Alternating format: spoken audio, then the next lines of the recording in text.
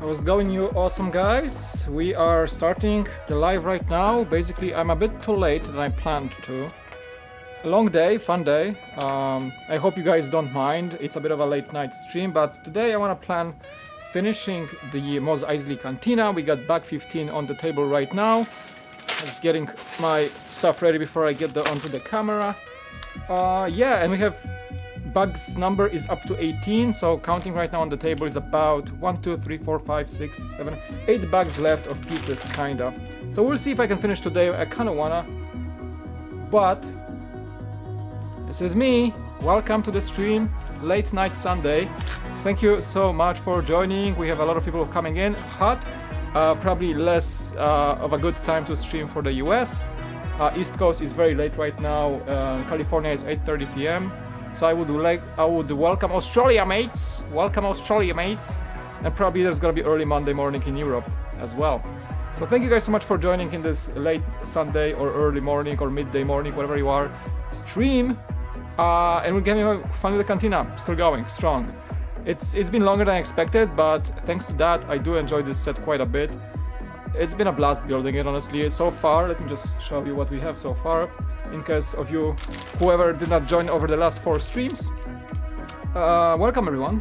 Vision is here too. Awesome. I'm gonna welcome everybody in a second. Just want to show you where we are. Just like kind of cleaned it up a bit yesterday, because the minifigures were all over the place. All the big guys from the model nodes are standing right. I'm just gonna lower the music just a bit. Are standing on the top of the cantina, but we got the main building pretty much done. All the rooftops are removable, so you can kind of grab that. We got the Ubrican pod, we got the V35 speeder that was like in the first bag actually. We still don't have the dewback finished. Mario, where's my Mario? This dude should be here at all times. I don't know why. I got the Razor Crest actually parked next to it, so to kind of like compare if that's gonna be a cool display, having a Razor Crest next to the cantina. I know it doesn't really connect, but still, it would be fun. And yeah, right now, bag 15, we're gonna be building that weird structure on top of things, connect everything, and then everything else is the outside, the dewback like drinking pod, the evaporator towers, and that second building that's like a Jawa's shop that's gonna actually connect and expand the cantina in one way. So, it's looking great, I know, Vision, thanks for joining. So you guys, welcome to the late night Sunday stream. And let me just welcome everybody in the chat. Arman, in just unspecified order as I see you guys coming in. Blitz Bricks, Brick Film Ben, Partial Studios, Brick Star Wars Boy, Charles, welcome. Vivid username, how you doing guys? Shan Technic Bricks. We have Whiskey Shred, welcome. Dude, finally probably better time for you. And we had Vision Bricks joining, Adam Warlock, welcome. Nathan Bricks, a lot of bricks. Austin, welcome. What set do you recommend for a $200 budget? Anything UCS that's not like this, because the A-Wing might be a very cool pick for 200, honestly. And then actually Ideas is relaunching the Saturn V next month. So if you don't have it, then this one, it's like $120. It's really good set for that price. For example, hello there. Welcome. Piotr, cześć, jak tam? Mario Dewback. Of course. I should just, yes, I'm sorry, that is for you.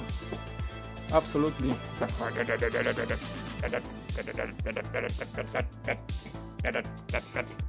Whatever. What sounds that dewbacks make? Guys, tell me. I don't know. Alright, so let's go. I'm gonna actually move the cantina away from the shed because I do need space to build that. You can see in the manual, it actually built that weird structure. So we're gonna attach it at the later point in time. But now, let's open it and keep going. Welcome. Black Panther, welcome. I see you there. Awesome. Will I ever have a Lego city? I wish. If I had space, that would be like kind of like a little bucket list stream, yeah. Absolutely, it'll be fun. In the new house, I'm gonna have sort of like a Lego room, but it's not big enough to have a Lego city. There's gonna be a garage, but I'm not gonna use the garage for a Lego city. So I don't have a basement yet, and will not have a basement. So possibly just space limitations will not allow me to have a Lego city. Maybe like a little table with some modulars here and there, but nothing beyond that. I'm gonna have to squeeze everything in a single like workroom. So it's gonna be a bit of a challenge, but I think the city will have to wait. Once I get that to that level when I Remember that guy from Brickset when he made an article saying how he built a house just for his Lego? When Brickset was showcasing people's displays? That's kind of goals. Tomb Raider, great, yeah, I'm actually playing Rise of the Tomb Raider, the one with the Siberia. And I'm like 80% into the game. Really cool story so far. The first one's kind of better, but I still have this one to finish. And next one is the Shadow of the Tomb Raider. I kind of enjoying these games. I did not play Tomb Raider for many years, but ever since PlayStation Plus gave a few of those games for free, I tried them out. I got hooked. Super cool, like mechanics, almost like kind of Uncharted territory. Like the game, you know, it's like word games here, but feels like Uncharted when it comes to mechanics. Beautiful visuals, amazing like artwork for some of the places that Lara Croft is exploring. Really enjoying this game, all the like collectibles. I'm trying to go like 100% game completion. Really enjoying this one. It's a very like relaxing game. The fighting is good, exploration is amazing, some like breathtaking moments. Really good, yeah, enjoying it quite a bit. I can't wait because I heard like the Shadow of the Tomb Raider, the latest one, is like the most advanced, but I'm already impressed by what they offer in the previous installments of the game. Yeah. Have I heard of Ghost of Tsushima? Yes. Is that like a Dark Souls type of game? Or is that the new one with the samurais and everything? Yeah, I heard about it. It's somewhere on my radar, but for now I'm really like I have a huge backlog, so I'm kind of trying to finish the games as I go. So not really doing anything crazy with like trying out newer games right now. Probably I'm gonna come back to like older games like later on. Imagine if weekends were 3 days long and Monday was included. It would be great for ever change. Yeah, I mean, there is this kind of like mindset movement of people. I'm actually gonna run my little fan here to get some air flowing. People, you know, companies, a lot of newer like companies or startups or companies in the US are trying to like the concept of a four-day work week, to just slam all the work into 4 days and get your Friday or Monday off, which is amazing. Like I don't work for such company, but so far I think all the testing says that people are just more productive, more happy, and the company just performs better if people know they always have a 3-day weekend. It's like more work gets done in a shorter amount of time, get it? Because people are more motivated and more happy that they're actually getting to enjoy more weekends overall, and it just benefits everyone. So that's kind of cool. I wish it was like I wish it was more prevalent, more like popular kind of approach. That'd be amazing though. Alright, am I already missing bricks? Why is this not here? I gotta spread my bricks a bit. Did I not get something from the bag? Oh, yeah.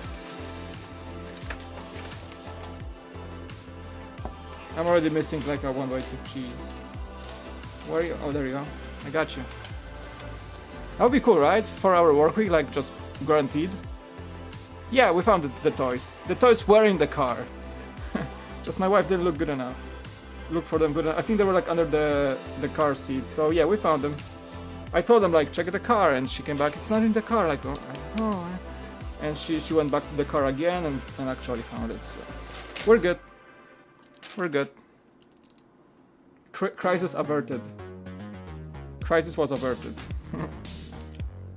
Actually, my kids are in the beds right now, so we're kind of trying to get them to sleep early on Sundays, right? Like before 9 p.m. So I can. That's why I'm late, kind of, because I try to like get them to beds, like get everything done before I start streaming. So everything is taken care of, and then I can just sit down and do some enjoying some time with you and do some work. Yeah. It does look good, yeah. Cantina is amazing.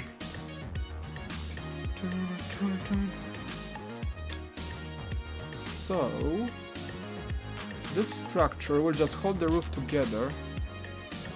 Oh, thanks. Yeah, today I'm playing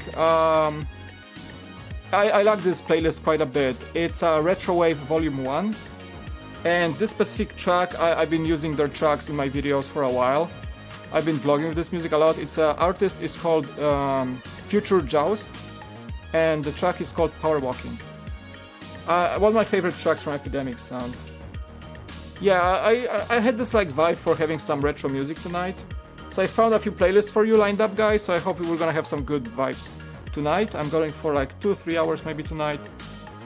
I know I said I wouldn't go like past like 10 p.m, but since I started late and I wanna finish the build, I think I'm gonna just, because all the other streams were like kind of okay, I'm pretty feeling okay today, so I feel like we may actually push this build and finish it today, because I think I've been going maybe a bit too long on this one, I don't know.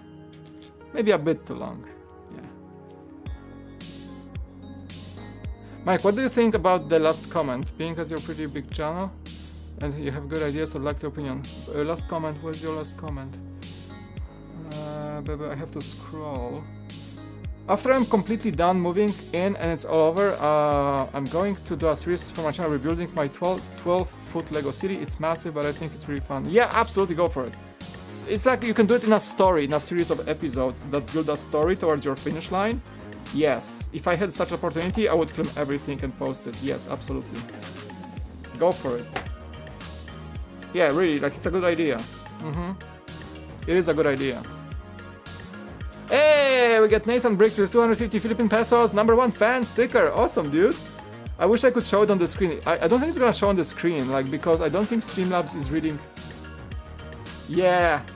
Oh man, I kinda wanna show this jumping little guy. How do I show this? You guys see this? I mean, you see it in the chat, so it doesn't show on the screen though. Thank you for the 250 Philippine pesos, appreciate it. #1 fan, thank you. Awesome. Very much appreciated. I like, yeah, like retro style, like retro wave, synth wave.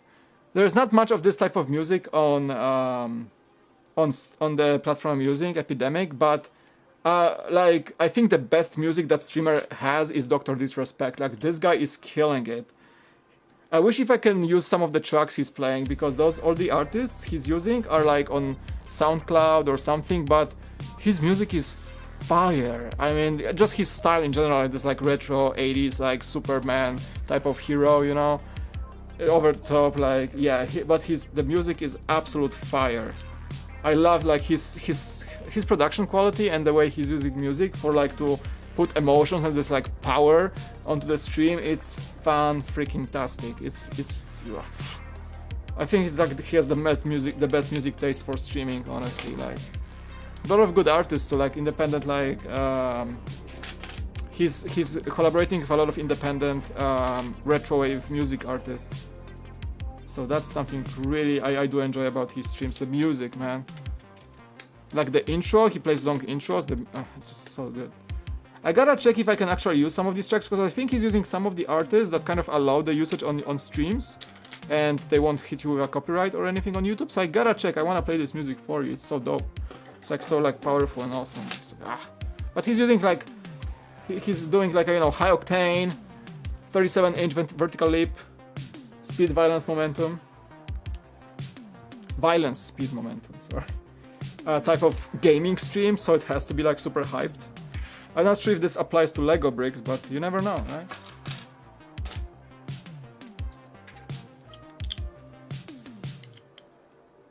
Hey, Embrix. Vanda Vision no, I did not. What is it? Doesn't actually, I have no idea what you guys are talking about.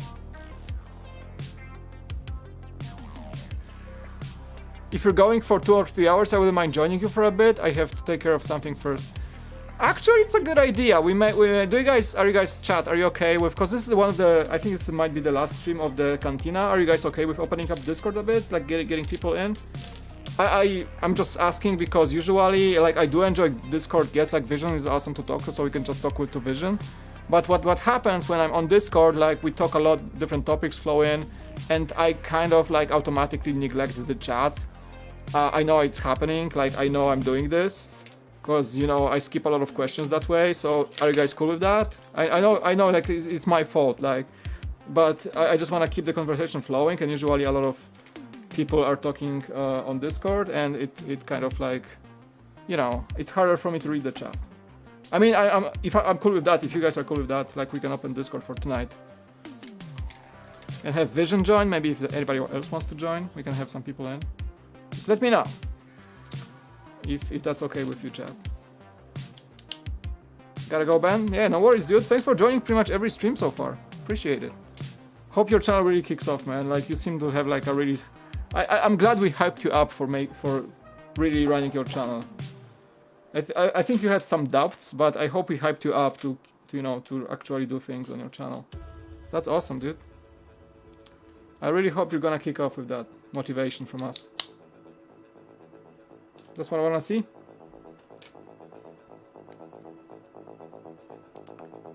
Bye! Yeah. It should be a good stream, hopefully, tonight. Jonathan, hello, hello, welcome. Hello, hello, hello. There was this, like, Peppa Pig. Don't ask me how I know, I just have kids. That's all you need to know. Peppa Pig episode when it was like, how does the British police sound like? And they're like, arriving and hello, hello, hello. What a lovely day, what is going on? Hello, hello, hello. Peppa Pig, yeah. Parents know what I'm talking about. Thomas, welcome. Cool beat. I love those synthwave beats, honestly. It's so good. Oh, no worries, man. I hope you're gonna take that advice to good use.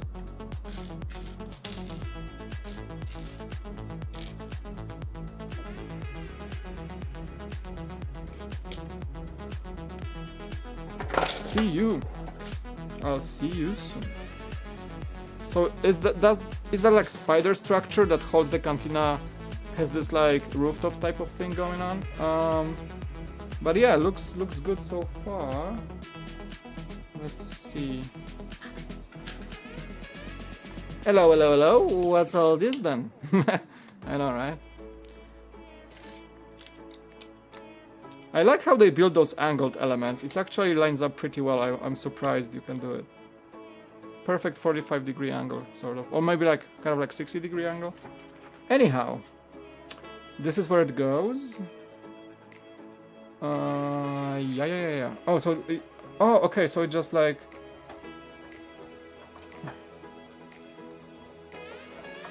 Wait.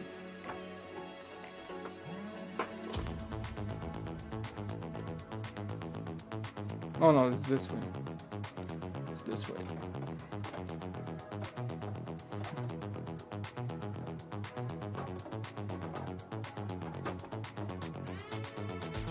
Wait, what doesn't... Oh, just like that? Okay, so it just like... It just rests on top. There is no connection. It just aligns with everything else. That's kind of cool, huh? So just you can take it off at any point. There is no stud or anything. It just rests on top. Okay, I'll take it. Kind of cool. Oh, and now we're kind of starting to build some exterior stuff. Nice.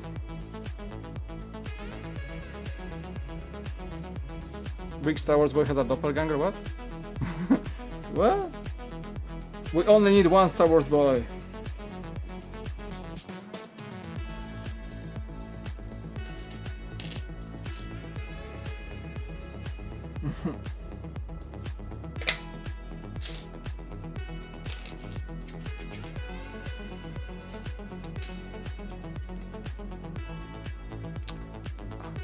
A new Marvel Disney Plus show. Oh, okay.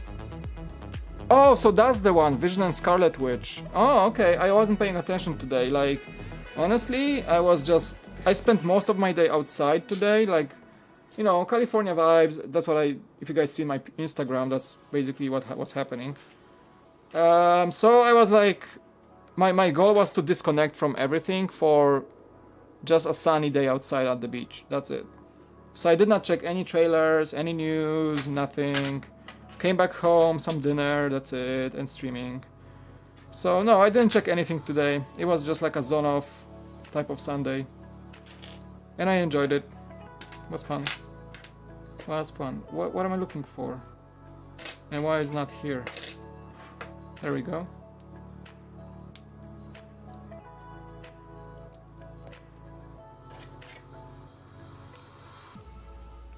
I got lost in a corn maze this afternoon. Funny you should say, Charles, because like one of our ideas for today with the kids was to go to a corn maze. My wife showed it to me in the morning. I was like, I don't know.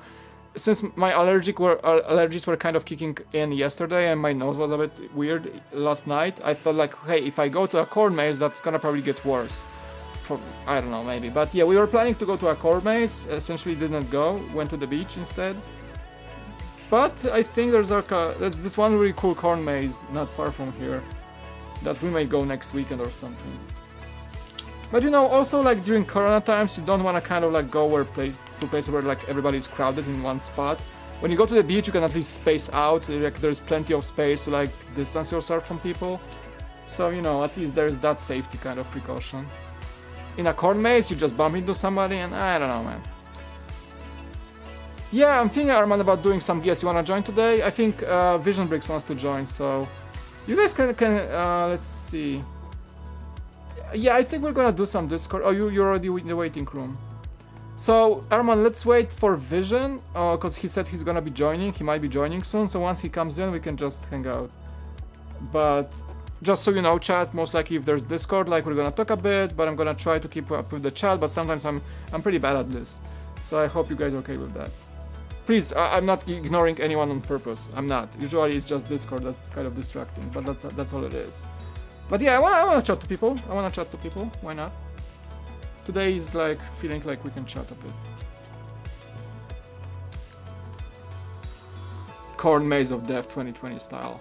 Riser Gaming, welcome to the chat. You guys know what Fall Guys is? Yeah, absolutely. There's one of our community members, YouTuber Ashenflash, actually made a Fall Guys project, and it's already in the review stage. It got 10,000 votes. And a friend of mine, another, he's a Lego YouTuber, but more like Lego Twitch person. He's streaming on Twitch, Brick and Nick. Pretty cool guy, amazing creator on Twitch. Streams a lot of Lego, pretty much full time. And he also made a Fall Guys project that's pretty dope and has like 2,000 supporters right now. So yeah, Fall Guys is really getting into Lego ideas right now as we speak.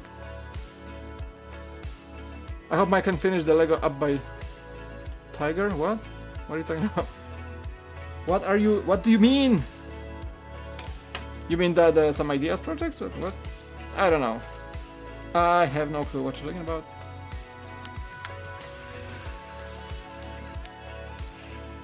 Disney is holding a vote for what will want the next Legacy lightsaber will be. Legacy lightsabers are those fancy lightsabers you can buy at the Galaxy's Edge. Is that what it is? Is that it? Oh, we got another Imperial marked box. It's a printed box. Very nice. We got another spy equipment. This time another binoculars. Hidden. Stuff is hidden around the cantina. So there is that.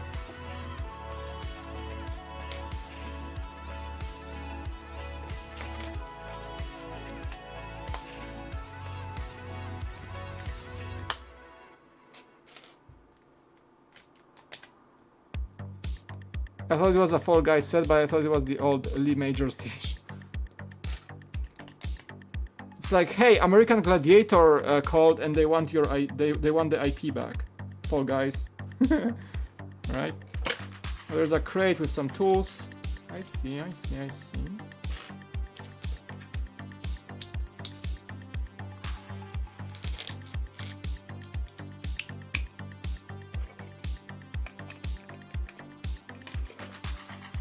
Vision, if you're in the chat, let me know when, and we can join Discord. Armand, same for you. Well, let's just wait for Vision.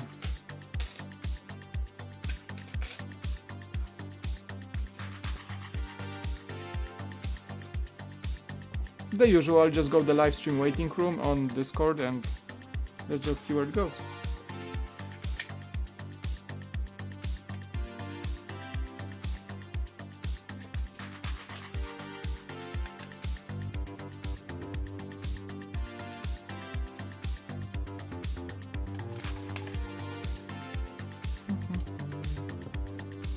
Okay, I think this is that the no, that's the crate stash, like somewhere next to the cantina, I think. Seems like so.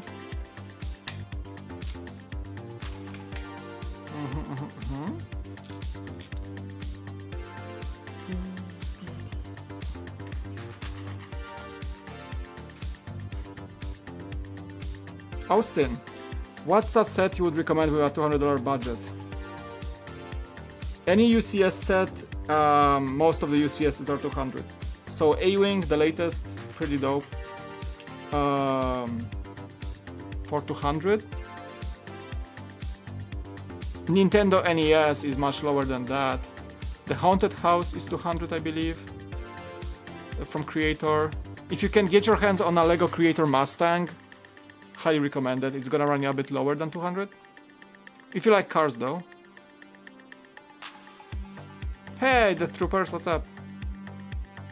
Alright, I think I'm gonna head out for tonight. It's getting late. Yeah, no worries, dude. East Coast, yeah, East Coast is like almost midnight. Have a great rest of the stream. I will. Thank you. No worries, dude. Take some sleep. It's weekend weekend ends, you know. Monday starts, so you gotta get energized. You gotta get some sleep. For me, it's like almost 9 p.m. So we're still good on the time, kind of.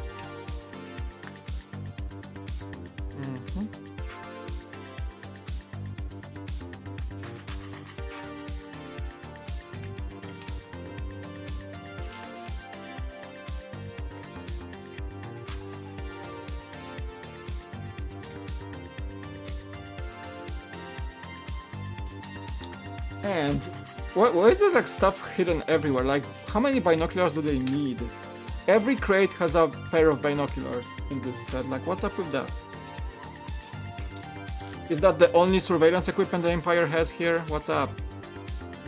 Just surveillance goggles? Or like binoculars? Do you have any idea when the UCS Falcon retires? No, I don't know. What, it came out in 2017, we have 2020, so shelf life of 3 years. I think it's gonna go for 1 more year at least. I don't know. Seems like too much of a flagship set to retire soon. But you never know. The best way to know is Lego kind of keeps updating their retiring soon section if you go to the lego.com. They're kind of good at this, like actually telling people when things gonna retire. So I check it every few months or weeks to see if there's any set I want that I might not be able to get if I wait too long. So if Falcon lands there, that means usually you have about 2 months to buy it. I think that's the usual experience. If something lands on that retiring soon page on lego.com, about 2 months and it goes off the shelves. Probably sooner because people will notice and they will just buy the whole stock. And Lego will just slow down the restocking until it's gone. So usually I would just buy it the moment it goes to that retiring soon page, because people check that page often, especially people who are like, you know, doing flipping Lego and stuff. Yeah.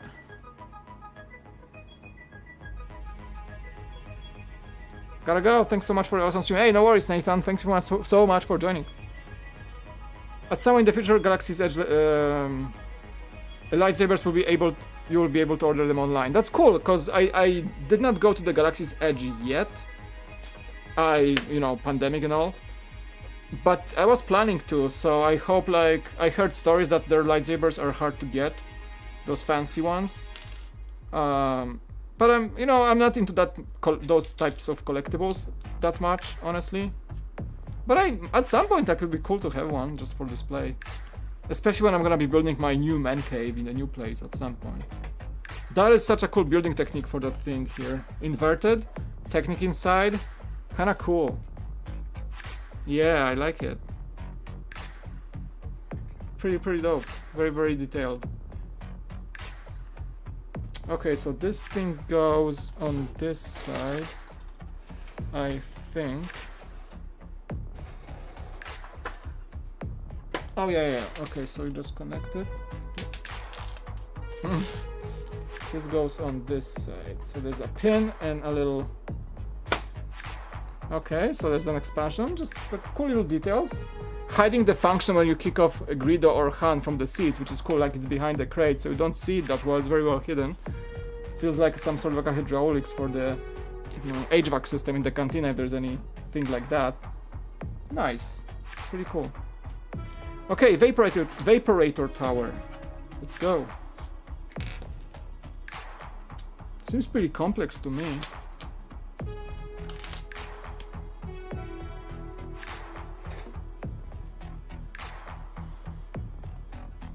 Do you think the Death Trooper best thing that come out of Rogue One? I like the yeah.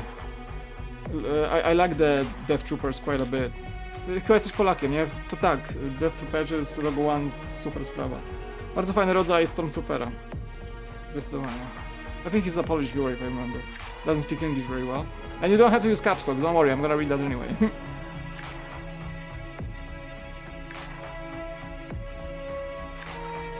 Yeah, that's what happened to me with the Y-Wing. I didn't know it retired and ended up $100 overall. Yeah, UCS sets tends to grow the fastest after they retire because of how collectible they are. I still have like a Slave 1 in the box, and I think it was 200, and now it goes for like a 300, I think, right now. I mean, I want to build at some point. I'm not like reselling or anything. Just such a big set. I don't want to. I don't have space to display. Okay, this. Oh, this place is still going. Okay. Pretty cool. Just got an email that my Barracuda Bay has shipped. Nice, dude. You're in for a treat. It's such a cool set. Yeah, I've been waiting for mine because I got it and it was like out of stock, so it took a few good days to get it to me. But that was a fantastic build. I streamed the whole thing too. Barracuda Bay was great. It was really good. As I said, like thinking in last stream, that was one of the best building experiences for 2020, if not the best. Just the most fun set to put together, honestly. There's so much happening in this set. It's really good. Check out my review. I think I did a decent job on the review, I hope. Haven't won a crown yet? Me neither. I might get some water. We need to get some water. Yeah, don't worry, I didn't win a Fall Guys crown yet. I was this close yesterday. I swear, like I was playing and I had like the perfect ping, everything was going well. 8 people left in the crown mountain stage when you like raise the mountain to get the crown. I spawn into the first row and I kid you not, I was 80% of the course I was first. I avoided all the traps. A guy next to me got hit by a ball. I'm like, I see the crown and I'm rushing it, but they changed the course at the end a bit. They updated the map, and there's this like hammer spinning at the very end before you jump for the crown. And I was like, okay, there's a guy behind me, but I'm first. And I tried to time the hammer, but it hit me with the last pixel and knocked me off to the wall. And this guy timed it perfectly behind me and passed through and ran past me as I was like trying to get up and jumped and got the crown. And I was second. I was like 3 seconds away from that crown. Dude, the feeling of loss. I was like, that was the closest I was to the crown. I felt so bad. Mario, welcome. I know. There you go. Mario. This is Mario it was Partial Studios' idea to just, because Mario is 4 studs wide and this is 4 studs and it's perfect. So he's my little mascot. He's a Cantina mascot just hanging out outside. Nobody's asking any questions on Tatooine. You know, there are many weird aliens in Tatooine. I mean, come on, you got guys looking like the devil himself. So who would pay attention to a random oversized Mario also doing some smuggling stuff in the Cantina? The place of vile and scum and everything bad about the galaxy. So, you know, that's why he's here. Nobody asks any questions how you look like or whatever you're doing on the Cantina. Perfect place for weird Mario to hang out. Who knows which planet he's from? Nobody knows what he's dealing. He does have a blaster. Nobody asks any questions in the Cantina. That's the rule of thumb. You just hang in there, get your credits for whatever bounty you just turned in, smuggle some spice, and you're good. Nobody asks any questions. Just some 2 guys looking for some droids, that's all it is.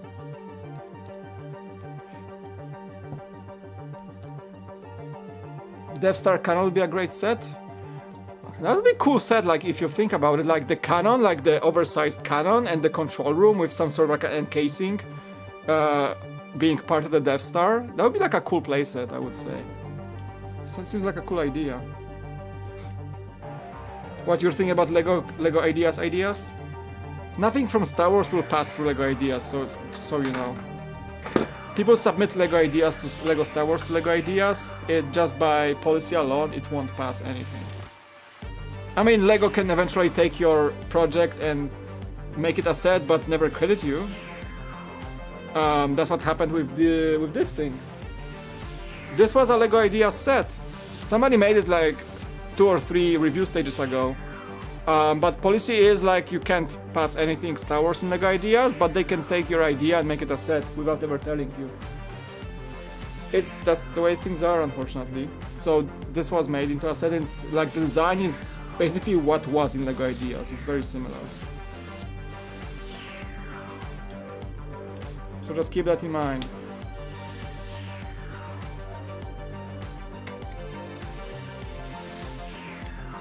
Okay. I wanna see how I hold up next to my original childhood Barracuda. You have the OG one? That's nice. Yeah, that's a pretty cool comparison.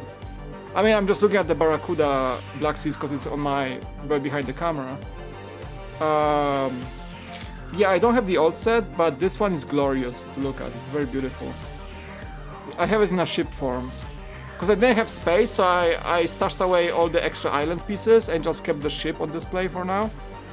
Once I move to a new place, I'm gonna display it probably back again in this island form, probably.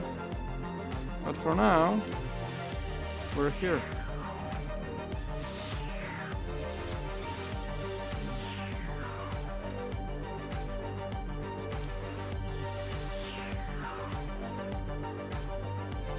Wait, what does it...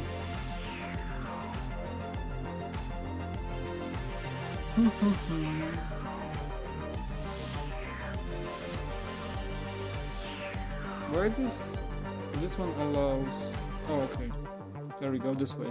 There's a specific way you gotta touch it.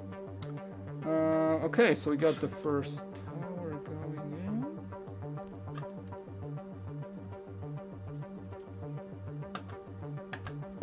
There we go.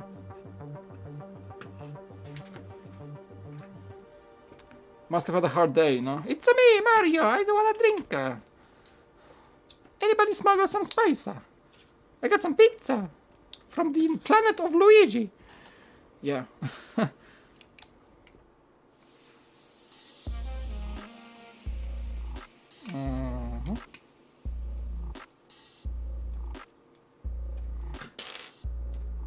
That tower is gonna be pretty cool, actually.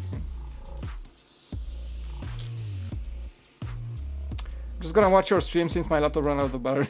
Thanks. Just chilling, enjoying. Yeah, we usually do this chill streams here on the channel. I just play some music, help people zone out, relax. That's what I do on the streams. It's actually my kind of way to relax.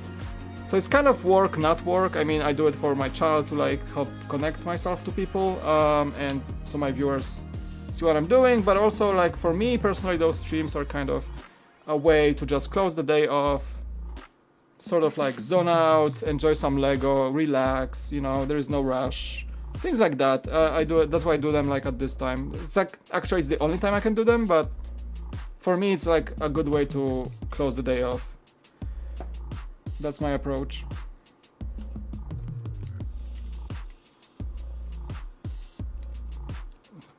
It's pretty complex for a tower.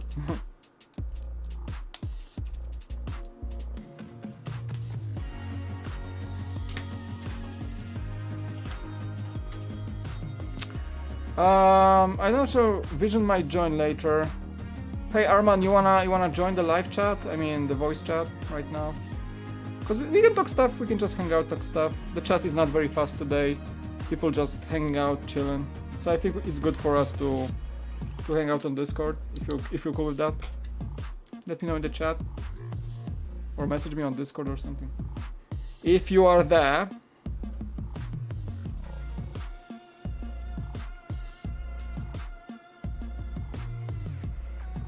Oh, we met at the Lego store?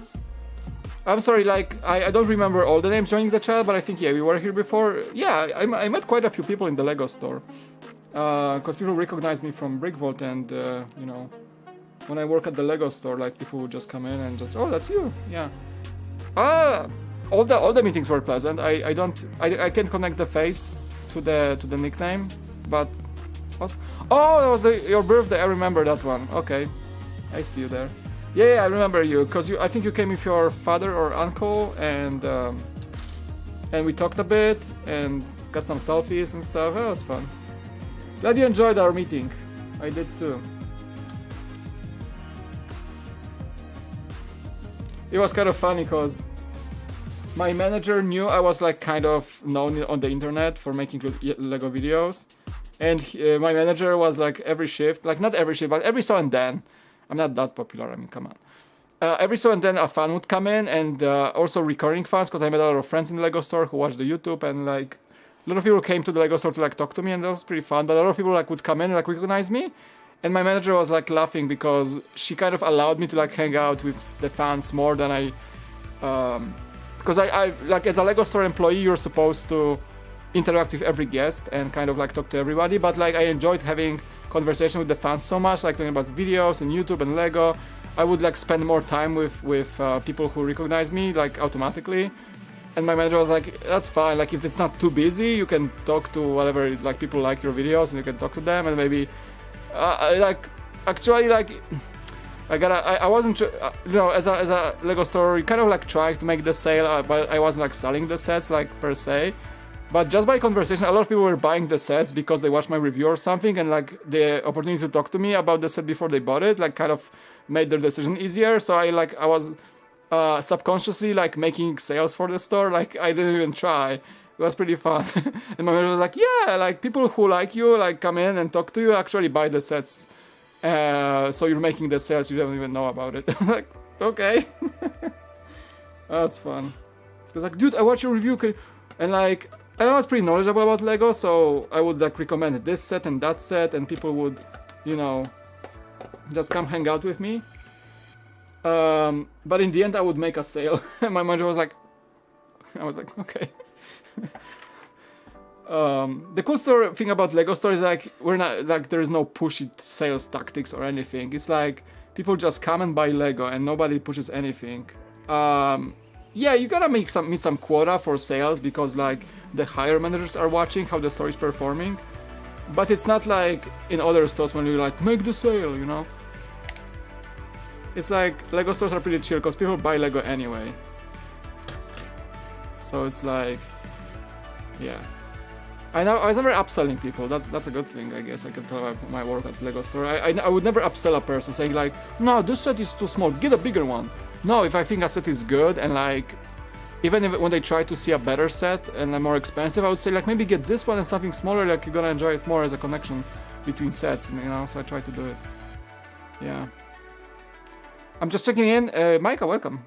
YouTube quick before I go to bed. Oh yeah, no worries, dude. I know it's late for many people, so absolutely take your sleep time over watching some random streamer. That's what I would do if I was reasonable. But usually I just sit on streams like late night, and I end up like going super late to bed because I enjoy a stream so much for somebody else. So don't do it. You're gonna regret it in the morning. Those towers are pretty cool. Like this build is awesome. Like really, it's. Let me just show you the close up. I think we gotta change the music. Perfect. Oop. Hey Mario, why did you fall in the cantina? Don't do it. Yeah. Pretty darn good build. I'm just gonna change the music. Hold on, guys.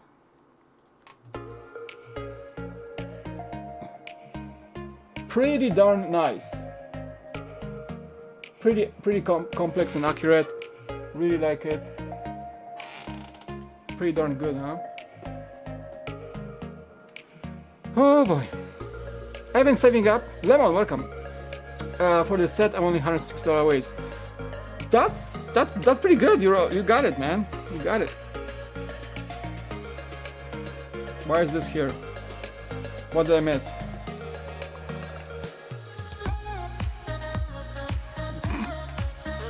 have a plate that's not supposed to be here. Le whoops! Mamma mia, as Mario would say. Probably I missed it in... Oh, okay, never mind. Just missed a plate here, that's fine. What's here? Oh yeah, because it just reinforces the extra. Okay. And then it has a little Imperial crate on top of things. Okay, everything else is an extra. And Chewy, I don't know why I'm doing this. I always do the minifigures last. Chewy. Nothing, it's just Chewy. Chewy. I don't know how to do Chewy. His trusty bowcaster. Yeah, you got this, dude. Keep saving. I know the concept of saving. I save for a lot of things, and it's such a nice feeling when you finally have that money and you can buy something you really want, right? It's the best time ever, but the saving is like a journey. Whenever I try to save for something, I do like small increments. It's a good advice, actually. If you are saving for something bigger, like in this case, a big Lego set, for example, right? Or like I was saving for the camera, so I would chip in those moments when I was feeling like, oh, I could get myself a coffee from Starbucks. That's like $5, or maybe I'm gonna buy lunch today outside, like go take a takeout, right? But I say, do I really need a lunch from this place, or can I buy like a cheaper sandwich or just make myself a sandwich at home? And then I proceed to not buy the lunch and put the $10 away. Like if I spend it but I didn't spend it, I just put it away on my savings. I make like little savings accounts for like big purchases, so I can like stack it away, and just like instead of buying that lunch, I just put $10 towards that savings goal. And you know, over a few weeks, just wake up like, oh, I just put like, instead of spending $60 on lunches, I just saved $60, right? For example.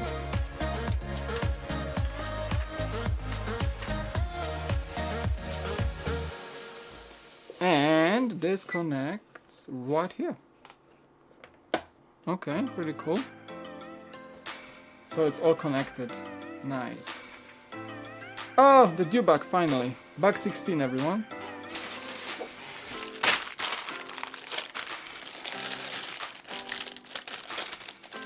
Oh, Austin, thank you. I bought the Technic Dodge charger because your review was so good. Thank you. So you must have watched the review on Beyond the Brick, right? Because that's the only place I posted this.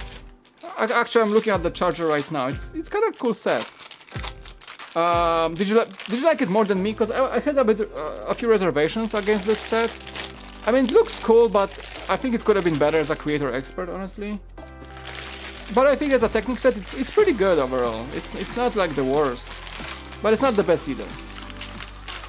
Glad you like the review. Thank you. Much love.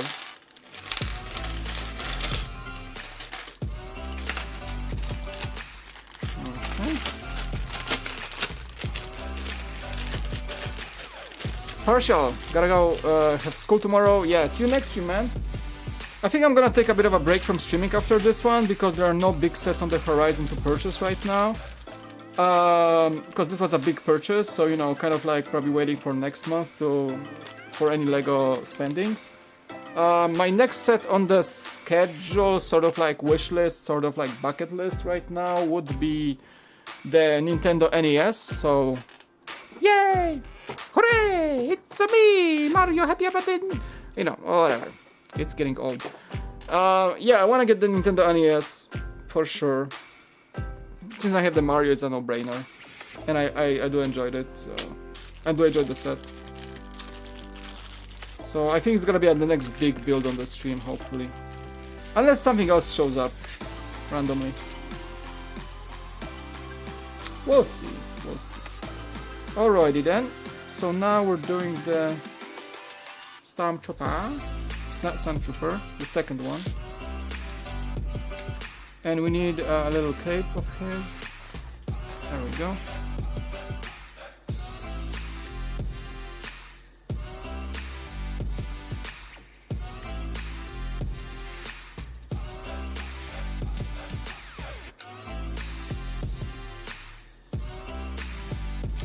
The Colosseum. When does this come out? It's like 9,000 pieces. But honestly, it's gonna be the biggest set ever made, passing the Falcon by a mile.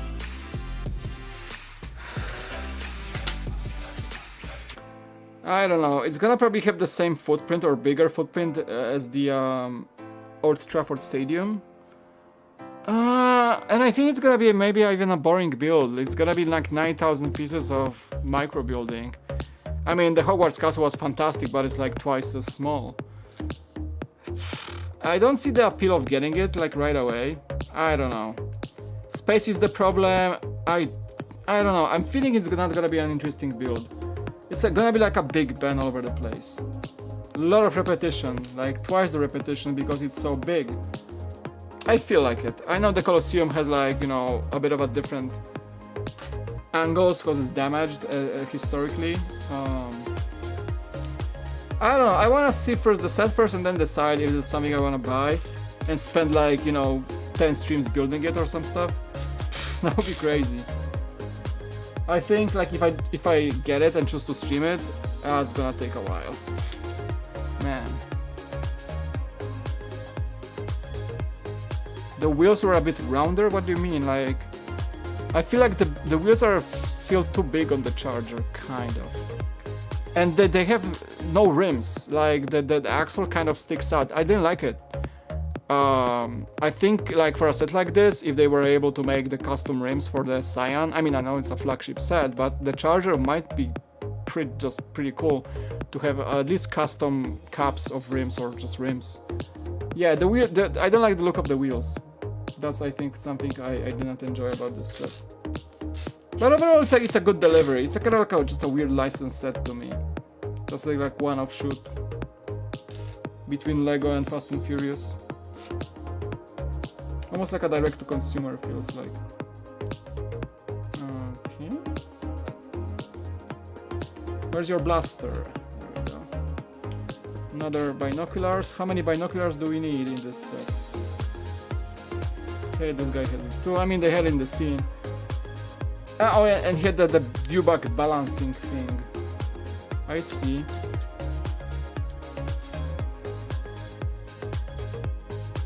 Oh, defenders, right. Yes. So but yeah, like I think together the wheels and the mud guards, whatever you call it, the like wheel arches, the wheel wells, they don't work together very well. It just feels that's like out of proportion. That's how I feel about the Charger. I'm just looking at it right now next to the camera. It's like behind the camera, like right behind the camera. It's a bit dark in there, so okay. Righto, so we're doing the dewback. He got his jaw, cause he has a jaw, of course. Hello. Very nice. And the platform for our Sand Trooper.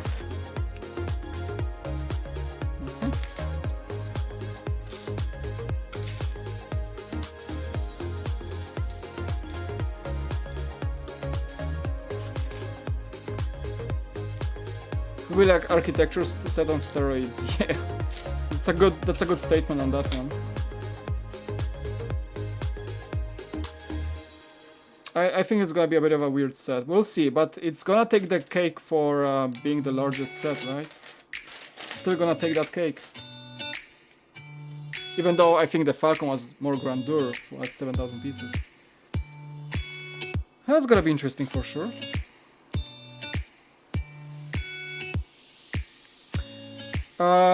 I don't know if Vision is coming. Hey Arman, you wanna join the Discord right now? If you wanna, let me know, because I see you in the chat. But I think we're still waiting for Vision, but we can start just hanging out on Discord. Because I don't know, he didn't say what time he's gonna be back. He didn't say.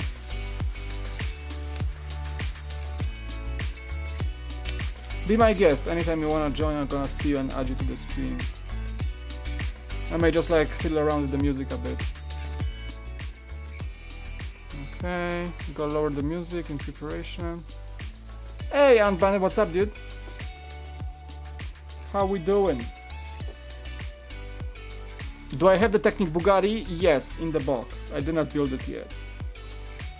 Funny story with that Bugatti, cause I think I mentioned that before, but I paid like $5 for it. The reason being that I got my Lego employee discount, and on top of that, I purchased the Bugatti when I had a lot of VIP points. So I paid like a lot with VIP points and then employee discount, and I paid like $5 or $6 for it. So, and I still have it in the box. So yeah, I don't have the cyan though. I gotta get it. I hope at some point.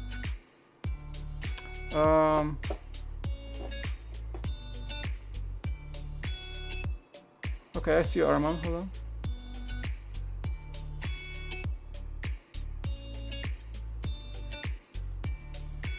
Hello, hello, hello. Hey. Hello. Let me see if I can. Let me just check my microphone settings.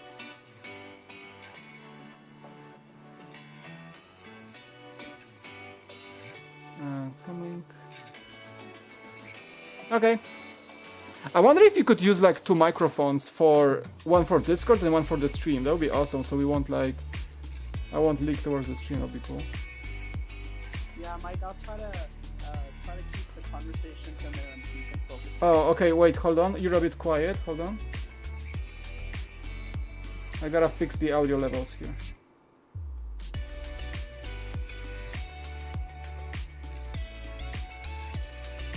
Where's my Discord?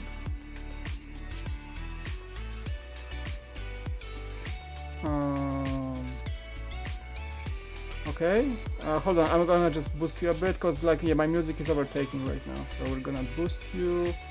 I'm gonna lower my music and I shall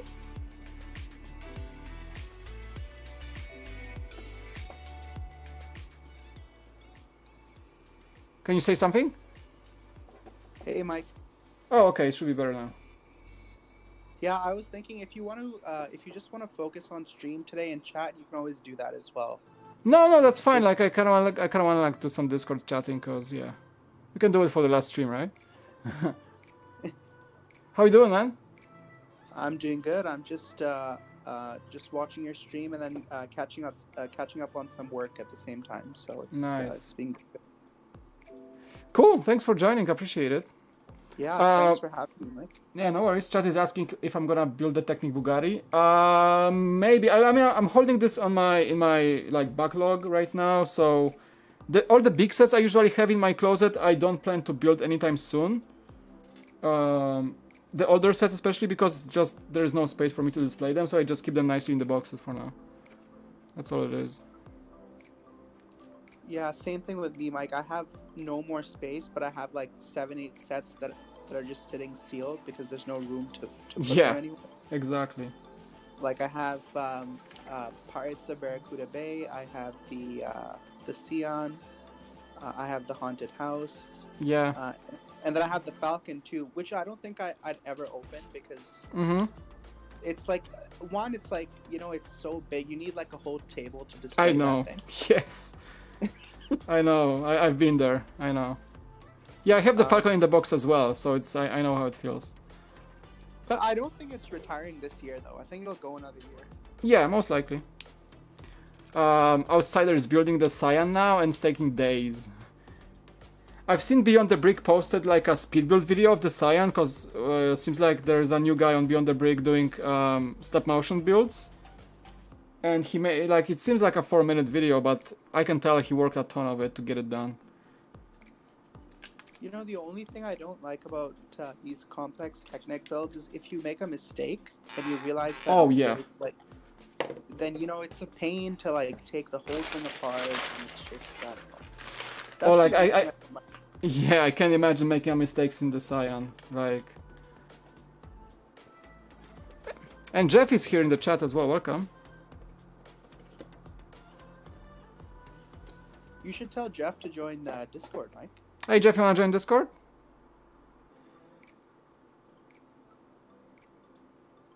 Oh, the music is like too low right now. I think that's good. I'm just trying to like balance music sound and you guys on Discord. It's like live mixing.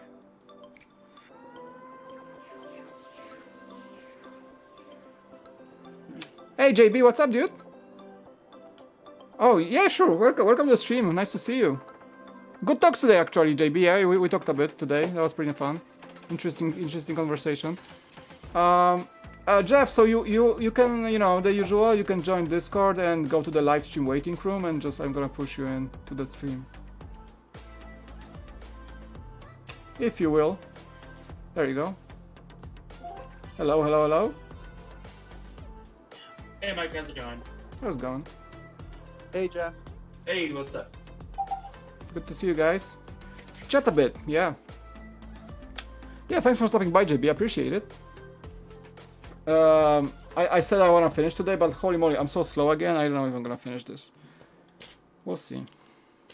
It's like 9:30 p.m. Big set. You know, it's kind of funny, the cantina doesn't look like such a big set, but it must have a lot of small pieces. Like, yes. I'm seeing you put together a lot of intricate pieces, you know? Yes. So it takes a bit of effort, for sure. You know, I don't know what it will take for LEGO to make a UCS AT-AT. I hope they do that one day. That would be amazing. That would be pretty freaking amazing. The mock at what's it called? The channel you used to work for before, they had a pretty good mock of it though. Mm-hmm. Brickvolt? Yeah. I spent quite you some worked time. on that mock, right? Yeah, unless you tried to move it and then the whole thing fell apart. Yeah, the Brickvolt, like, because they had the smoke. They had the smoke like before I joined. It was from Cave God, and this was like a central display piece in the studio for the longest time. When I joined the channel, the AT-AT was still in the boxes because they just moved to San Diego, and I basically helped them a bit with the studio when I joined because it was still not set up. And yeah, that thing, it took two people to actually set up the legs, because if you mess up, you break everything. It just falls. It was crazy. And yeah, I had to like fix that. But actually, I did not like build this with them, because they built before. The biggest mock I worked on with them, like, and streaming, was I think the Sandcrawler, also from Cave God, same designer. So that's why I got it confused. Yeah. Oh, the Sandcrawler was really impressive too. Yeah. Twister, welcome to chat. Did I ever get the Technic Porsche? No, I did not. No, I skipped on that one. Mike, are the forest fires a big issue in San Diego? Not really, though. There is on some days there is the smell of smoke in the air. Like 2 days ago, like the layer of smoke kind of like goes lower towards the ocean, and when you go closer to the coastline on the cliffs, you kind of feel the smoke, you smell the smoke. But we only had one large fire, the Valley Fire in San Diego, east from here. So yeah, you can see the plumes of smoke from where I live, but there was only one large fire, some smaller fires, but nothing close to what is happening in Oregon and North LA and San Francisco. So it's not like there's a fogless smoke in San Diego, right? Actually, because all those smokes from the north came here and covered the air, so we had a few days with just like a gray skies of smoke. So the sun was like a purple orange dot on the sky. That was pretty bizarre. It wasn't like anything like the San Francisco with like the orange skies, but I saw it was hazy. It was like you can see the color of the sky was just like gray, even though the sun was like full shining and there were no clouds. It was just hazy gray for days. Well, you guys are San Diego, like around Miramar where you are. Yeah. Is super south from all that craziness that's going on. Yeah. I'm sorry, Mike. Should I not have said Miramar?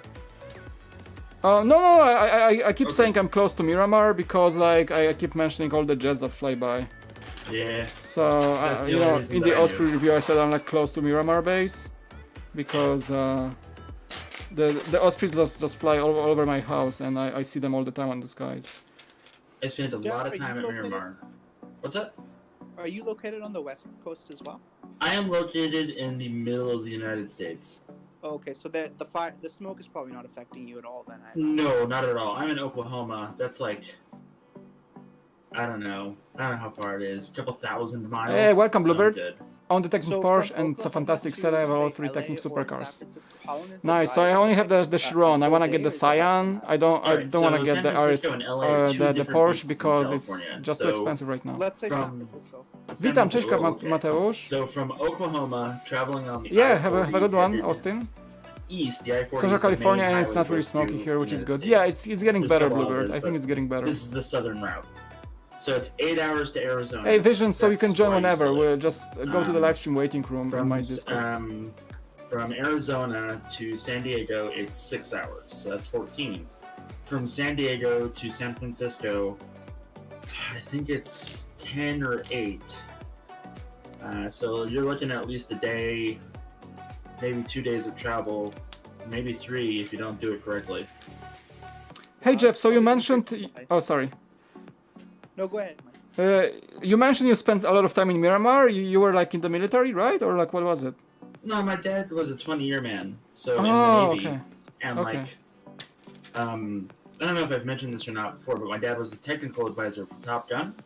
He made sure that Val Kilmer and Tom Cruise Oh, I think you and mentioned the that, other yeah. guy, he would make sure that they got into the F-14s correctly. He also did the inspections on their F-14 specifically when they were working with the stuntman that flew them up into the sky. Okay. So just so you guys know, San Diego, this base, the Miramar base we're talking about, is actually where they filmed Top Gun, because it used to be the actual Top Gun school on F-14s back in the day. So that's where they filmed the Top Gun movie. Now it's a smelly Marine base. Yeah, Marine Corps Air Station Miramar, right? Yeah. Are they filming the new one over there too? They're filming the new one. They filmed a few scenes on the aircraft carrier in the port here in San Diego. So yeah. And the Top Gun bar is in San Diego as well. It is. Mike, have you been there yet? Not yet, no. It's funny enough I didn't. I passed it so many times in downtown, but I never went in for like a pint of beer or something. I should. Bro, you need to stop in for a beer and some ribs, like a full I know. regular Yeah, it's barbecue the ribs. actual bar from the movie. Yeah, it's here in San Diego. They have all sorts of cool memorabilia in there, man. I know, like, I don't know, like, I'm such a huge fan of the Navy and the aviation overall. Like, whenever I go to downtown, I just go to the bay and just look at the carriers stationed at the port, or just the jets taking off from Coronado. I always do that, but I never went to that bar. Like, it's so weird. Man, I miss Coronado. I miss it so much. I used to think about that place all the time. When my dad got out of the service, he worked at North Island in the civilian corps, doing the same thing that he did in the Navy. So, like, still going to work with him every once in a while. I was still able to see like F-14s and F-16s and a couple of F-18s. Matter of fact, it's pretty awesome. Yeah. Now it's all just F-18s and the F-35s here. I know. It's all the like cool jets. Years ago. I wish I've seen the F-14s in action, honestly. We did a Tiger Cruise, which I think it's called a Tiger Cruise. Oh, you did the Tiger Cruise, nice. Yeah, that's where you get to go out with your family for the day or whatever, and they do an air show.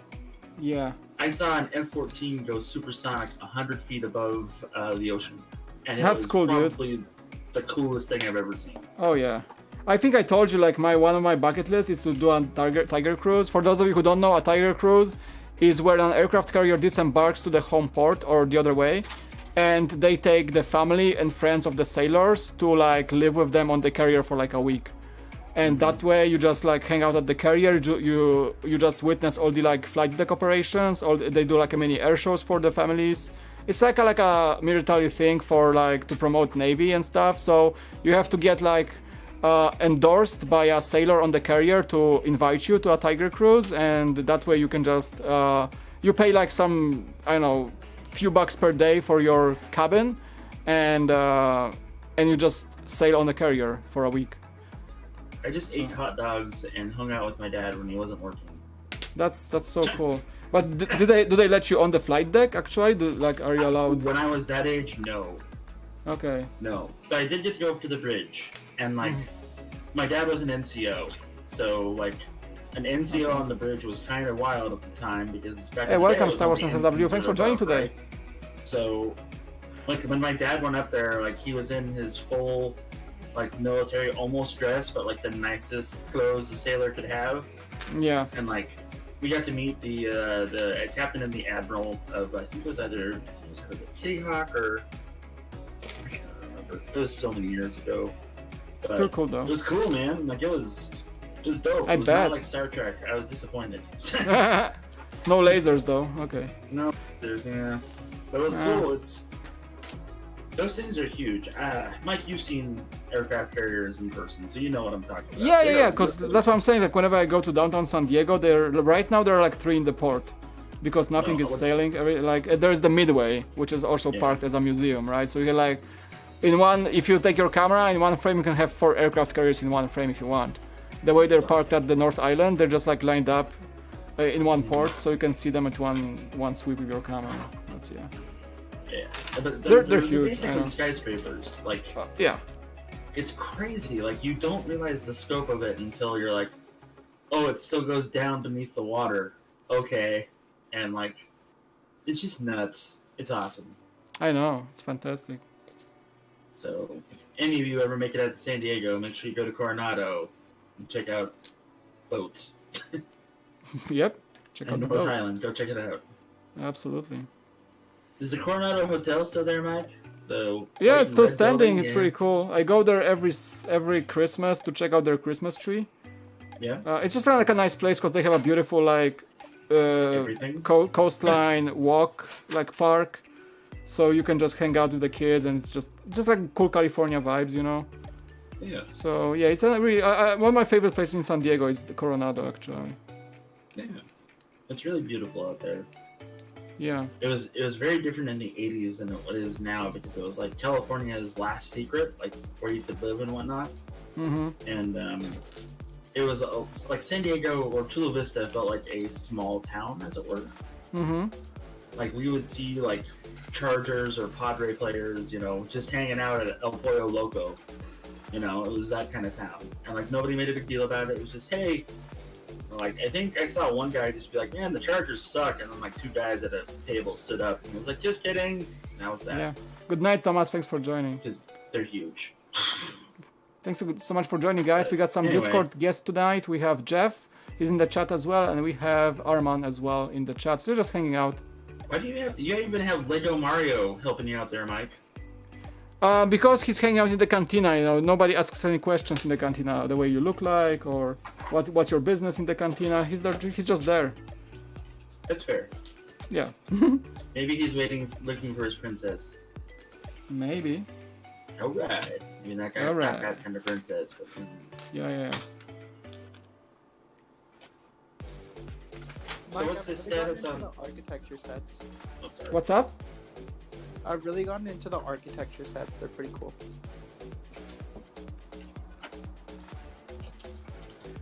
What did you ask, Jeff? No, I don't even remember. I said I've really gotten into the architecture sets. Oh, okay.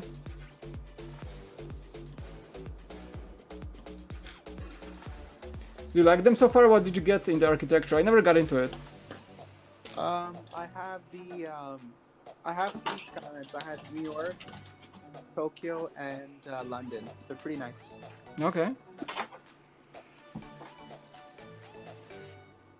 Yeah, I never got into that line for some reason, even though it's like technically for adults. I don't know. I see the appeal, but I never had the urge to buy them.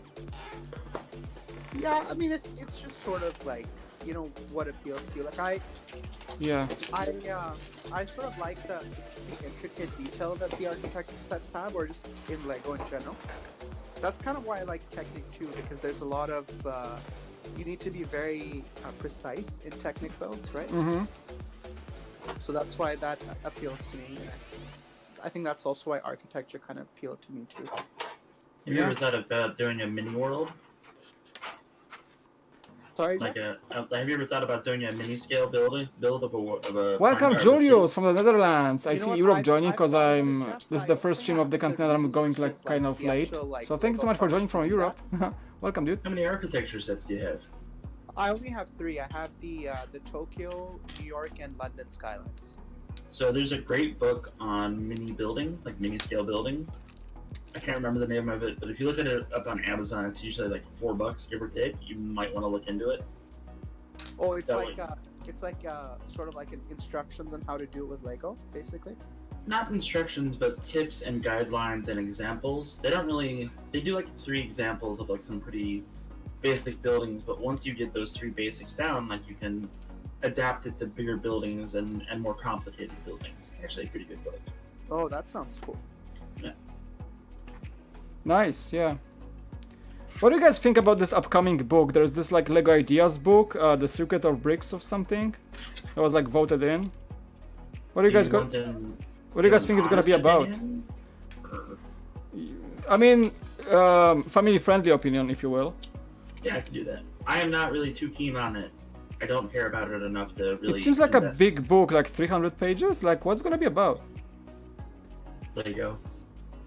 But yeah, but like in like what, like short, like Feliet, like story, like I don't know the concept. I don't get the concept.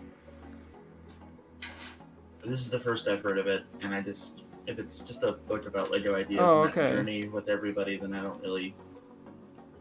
Meh, you know, that's just me. Okay.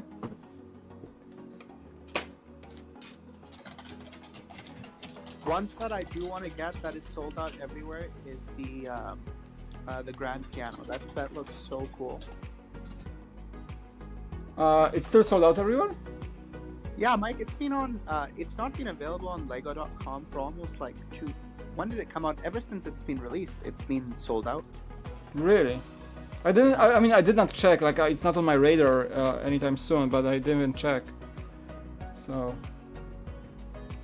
I mean, I can see why it's getting a lot of backlash because people say that Lego marketed it wrong, but I mean, let's be honest, it's not a real piano, right? It's meant to be a model.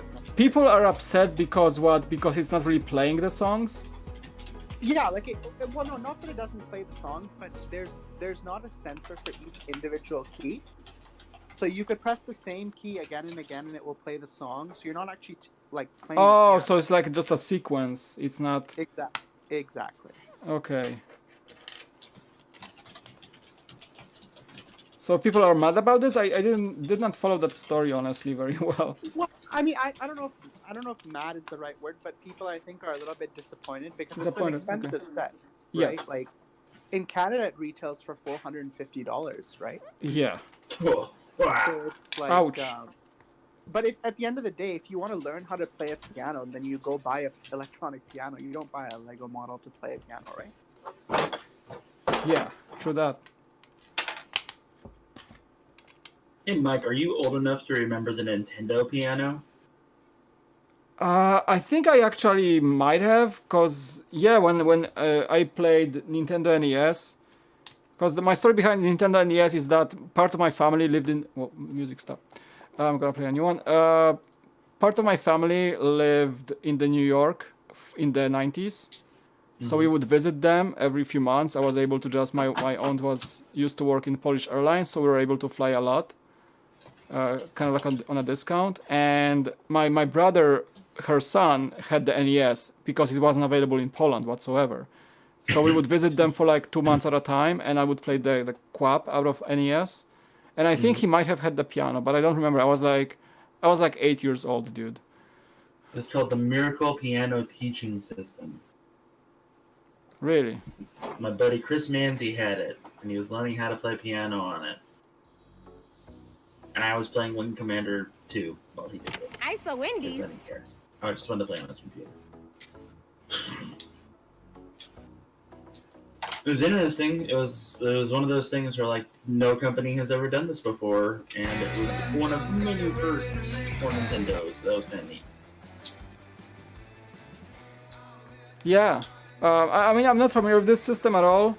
I just I think I kind of recognize the way it looked like, but I don't think I ever really used it. I'm gonna put a link for it in the chat just because. You never know, somebody might be like, hey, I remember that. Or, Jeff, you're old. We're all old. Just like AFOS hanging out, trying to survive. Been doing a lot of that lately. I know. Mike, is it still very humid in San Diego right now? Yeah, I mean, the weather over the last few weeks was pretty unbearable. I mean, it was okay outside, but like for some reason my apartment has like no airflow, and it really shows when those hot days come in. Like that was the hottest summer ever right now in San Diego, and by far probably the hottest summer for me. I don't know, it was pretty crazy. So as I loved San Diego weather over the years, since I moved here 5 years ago, this weather was too much for me, and I don't like it anymore. I hope it's gonna get better over winter. It was too hot. Not like Florida level of hot, but still. Yeah. Like for California, it's unusual, gotta say. Yeah, that's fair. Climate change is not a hoax. No, it's not. Good times. It's fine. Everything's fine. Nothing is broken, guys. It's okay.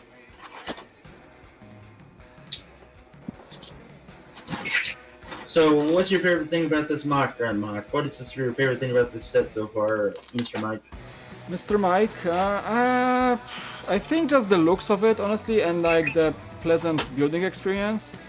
It feels like such an easy set, but like every time you add something to it, it just like feels nice to like see it grow. I don't know, it just expands like upon itself as you go. The minifigures are awesome. I do like this set. I feel like it's a pretty solid one for this year. So there's like no fluff, as it were. You know how some sets that we've built before have like unnecessary parts that are thrown in or whatever. Yeah, everything. So there's none of that. Yeah, it feels like everything has its place in this set, so I like it. Like there is nothing that's unnecessary here. That's awesome. It's like for a Star Wars fan, if you want like the best starting point to build your Tatooine Mos Eisley spaceport, I think this one delivers, honestly. That's cool. I do like the ceiling that you have there. I haven't seen this set much. I've only seen the outside of the box. Yeah. So the ceiling you can take it out. So it's like. Yeah, it's cool. I just like the framework of it all. It's pretty cool. It's pretty cool though. I think we scared a lot of people off because ever since we started Discord, and just chatting, everybody just gone. Just want to sleep. Okay, we're done. You still got 14. You guys scare my customers. To be fair, I was asked. Just saying. No, honestly, I enjoyed the chatting but I think for the last stream I kind of wanted to talk a bit so I can finish faster because I think while Discording, it actually feels like I'm building faster, kind of. Yeah. Plus, when you have somebody to hang out with and talk to, it the build doesn't seem like, okay, here I go. I hear you there. No, I think I'm pretty good at handling a stream when there's always something to talk about, so I do enjoy it. But sometimes, you guys provide some cool topics too. So it's it's from a perspective of a streamer or a YouTuber. It's two different types of kind of engagement. When I talk to you guys, I try to keep up with the chat, but I think the chat might feel a bit delayed here. It's just this and that, right? When you stream. Yeah, I understand that. So I actually really do understand that. It's kind of weird. But yeah, I mean, the just jamming with Jeff and Joey thing has been a learning process the whole time. So. How's your channel going, by the way? I should ask. It's dead in the water. What do you mean? I haven't done anything with Peculiar Interest for a while. I've been actually doing. So I'm gonna do. I know, don't laugh at me here, Mike. But I'm gonna start doing stuff under my name, just under Jeff, under my channel, and focus on what I would like to do and stuff like that. Why should I laugh about it? It seems like a good idea. I don't know, because I had crazy aspirations before, but now I'm just that dream is dead. And but you can still along. have those aspirations and keep doing other things at the same time. So it's not one doesn't contradict the other. So 2 weeks ago, I did a live stream from Jeff Mackley from this channel. Yeah. From my channel, rather, not this channel, because this is your channel. I'm tired, Mike. It's almost midnight. No worries. Anyway, and it was, I think I had 4 or 5 people drop in and drop out or whatever, and it was the most rewarding thing I've done for myself without being a guest or doing something with somebody else. See, that now you have the answer that you actually like it. Yeah, and all I was doing was working on my police station. Yeah, I can say it can be discouraging, honestly, when you get 4 or 5 people, right? But the moment you stop caring about this, you will enjoy while you're streaming. So, I have streams when I have 25 people, I'm super happy. When I stream super late, I get 12, 10 people, which is for a channel with 6,000 subscribers, that can be discouraging. But I used to really take that into account. But ever since I stopped caring, how many people watch me, the anxiety is just gone. It's from questions why am I doing this? Nobody's watching this. Why am I dedicate this time? I enjoy the set anyway. If people want to watch and talk to me, that's fine. And no matter how many people would like to do that. So the moment I stopped caring about the numbers, that's the moment I started feeling much better about myself and running this channel, honestly. And anytime I get more views on a video, it's just a small little happy mistake and surprise, probably. You know? Yep, that's for sure. Plus, I've got Vision, Kirk. He's doing some. He's going to be doing some Photoshop work for me and some editing and things like that. And I'm so he helps you out? Vision helps you out, yeah. Actually? Kirk, I didn't know that. That's nice. I don't know if you've seen Joey's channel or not, but the image that we have on our channel thumbnail, Kirk made that. Kirk and my buddy Adam. Oh, that's cool. Yeah, Kirk edited. Because I saw Vision was looking for some, I think, editing work. I know. I'm trying to hook him up with my toy hunting buddies, and like, there's a failure somewhere, and I'm pretty sure it's my buddies down in Texas that are not pulling the trigger. And I'm like, no, really, he knows what he's talking about. I know he's 19. I'm sorry that you're ageist, but really. So. Okay. Yeah. I'm trying. That's cool, dude. Yeah. Kirk's a really good. So if anybody's inspiring YouTube. Yeah, he's very talented. You know, I keep saying that. Hope he doesn't listen because he's gonna feel too good about himself. Yeah, don't worry, I'll shut him down. Next month, Kirk and I are doing something pretty fun. It's going to be pretty fun for me anyway. It's going to be horrifying for Kirk. He's going to play Alien Isolation. Oh. Yeah, so... That game is scary, man. So I did not know the original one, right? Yeah. Hey guys, I'm going to have to silence you for a second, because I have a story time here on the instructions, okay? Okay. Because there is a big page with a lot of letters on it. That is a lot of letters. Yeah, let me just... I'm going to step away while you do this. Hold on. I just want to read that and we're going to come back to the conversation, alright? And Tommy, welcome to the chat, by the way. Alright, we got a little page here after bag number 16. Only 2 bags left, so there's a little story time. You can see the 3 buildings and I think of the Java shop in the extra pod. Typical Tatooine buildings is like explaining what the set of Tatooine is looking like. There's a shot from the Tunisia when they shot it. The cantina itself is known for strong drinks, hot tunes and plenty of action. Outside the bar, there is room for shady action too. The 2 extra buildings in typical Tatooine style can connect to the cantina building or work as standalone buildings in your own creative version of the Mos Eisley Cantina. Both buildings open and you can lift the roofs to see the details and accessories. The 2 buildings function as one-room house and a small junk shop operated by the Java minifigure. This could be where the fastest hunk of junk in the galaxy gets its spare parts from. You know what I'm talking about, the Falcon. You will find pieces of scrap metal, engines and tools for sale, and its proprietor is quick to make dubious deals with unsuspecting scoundrels passing through the spaceport. Maybe he plans to strip the Ubrican 9000 Landspeeder for parts after Greedo is shot. So it's a little story time behind all the extra buildings, because the cantina as it is done pretty much as of this point. So we're building the extra things at this point. Yeah, and let's go. So I can push the cantina away and I can unmute Jeff and I'm back. Hey, Mike. Yeah, I read a little story time because they say in the manual what's the purpose of the other buildings. So this set is kind of like a mini Mos Eisley, like they try to make it a mini Mos Eisley. I mean, the set could have stopped here and it would be good because then Cantina is finished, looks amazing. But because they try to do like a street in Mos Eisley, they add the extra buildings, which is super cool from Lego. The smaller modular buildings, because I'm talking to you, I'm actually not watching your stream. Is that what you're working on right now? Yeah. Okay. Because I finished the cantina just right now, and I'm gonna start the that Java part shop. Yeah, my apologies. I'm talking to you, but I'm just doing some work at the same time. So. Okay, cool. Tommy, hey yeah, Mike, what's the next DTC set you're planning on purchasing? The Nintendo NES. It's good, system. Good to see you streaming for sure, it's my list. Successfully, because the set is quite large, so you've been streaming pretty consistently the last few days, you know? Yeah, I did a stream every night pretty much because I wanted to like be consistent and do it in like... I was planning maximum 5 streams and I think we're towards that goal, so that's nice.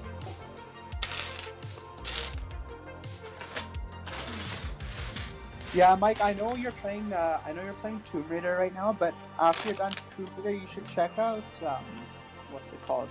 I don't know if you're into Final Fantasy, but the remake is really good. Okay. And then of course I know you express interest in playing Last of Us Part 2, which is really good. Oh yeah, like Last of Us Part 1 is one of my favorite PlayStation games ever. You haven't played number 2 yet, right? Nope. Okay. Yeah, then I'm sure you'll certainly enjoy it. The story's a bit dark, but it's a good game. I heard the story like has a lot of controversies in it, but I don't want to get spoiled myself or anything. So yeah, I think that might be actually the next game I get after Tomb Raider. Did you complete Days Gone as well? Like you finished everything? Yeah. Oh, actually, I did Days Gone story with the secret ending as well. I didn't max out the game, like all the collectibles. But I might come back to it just to max it out. But I think I'm just gonna wait for Days Gone 2 or something. But it seems like you really enjoyed that game. It was good. It was, for an open world game, one of the best. Like I would compare it to Red Dead Redemption 2. When it comes to like Red Dead Redemption 2 was like the best open world game I ever played. Okay, maybe The Witcher 3 can be that game as well, honestly, because it's technically open world. So The Witcher 3 and Red Dead Redemption 2 are like the two best open world games ever, I think, for me. The Witcher 3 has awesome dialogue. Like the characters are so real. Yeah. And, hey Vision, I'm gonna get you. Vision is here, by the way. Yeah, I enjoyed the story. Like The Witcher is like connected to me more because it's a Polish game, so it has a lot of lore that I'm familiar with, as like legends go in Poland, things like that. Oh, hey, Kirk's waiting in the waiting room. Yeah. Mike. Yeah, I see Kirk. 1 second. Okay. What's going on, guys? Looks like you're having fun. Yeah. Oh, so we have Brixia, we have Jeff and Armand. They're in the chat and they're on Discord right now. I should get that plugin saying who's on Discord, so maybe next time. And we're gonna have Kirk Vision Bricks joining us in a sec. Man, I hope he wasn't listening when we were talking well about him. I listen to everything. I was just kidding. No, I mean, I hope Kirk wasn't listening to us when we were praising him. Oh, he probably did. He just won't admit it. Oh. And Fusion, welcome to the chat. We00, welcome to the chat. I would love to see more Tatooine. Yes. Brick Vibe, welcome. Okay, Vision, you ready? Oh, okay, let's move you in. Hello, hello, hello. Hey, how's it going? Hello. Hey, Kirk. Hey, how's it going? That is back Going 17, which is like second to last, by the way. I'm gonna call you Kirk and not Vision. I hope that's okay, Kirk. Yeah, no. I agree with That's fair. Kirk, what are you doing up so late? That's a good question. So, where do I even start? I was working on something earlier, and then I was supposed to watch a show until I went to bed. But then I saw Mike was live, and I was like, okay, I'll just stop by here and watch that. So did I divert you from watching your favorite show to watch my stream? Wow, thank you. Yes, you did. Nah. It was just gonna be repeats anyhow. I was feeling nostalgic, so I was gonna watch like episodes of Goosebumps on Netflix. That was it. All right. Oh, Kirk, that's such an awesome show. Yes, I really like it. I don't know. I didn't know Goosebumps was still on TV though. No, on Netflix. They don't have it on TV anymore. Oh, it's on Netflix, eh? Yeah, like all the seasons. So I was like, you know what? I'm gonna rewatch the show because I used to watch it a lot. You know what? I think Kirk, you've convinced me to do that before I go to bed today. I might see an episode. Yeah. You guys have any? You guys have any good Netflix shows to recommend right now? I would recommend watching Cobra Kai. I just binged the first. Which one? seasons. Which one? Cobra Kai. Okay. So I just binged the first 2 seasons. We're supposed to get the third season in 2021, but that show is very good. Oh, really? I think it really does stay true to the source material because it's based off of the Karate Kid, like the original Karate Yeah, it Kid. seems like so, yeah. So it really is staying true to the trilogy and like all the reference and everything, which I love. So I'm looking forward to season 3. Nice. Yeah, it's not bad. Yeah, I definitely do enjoy it.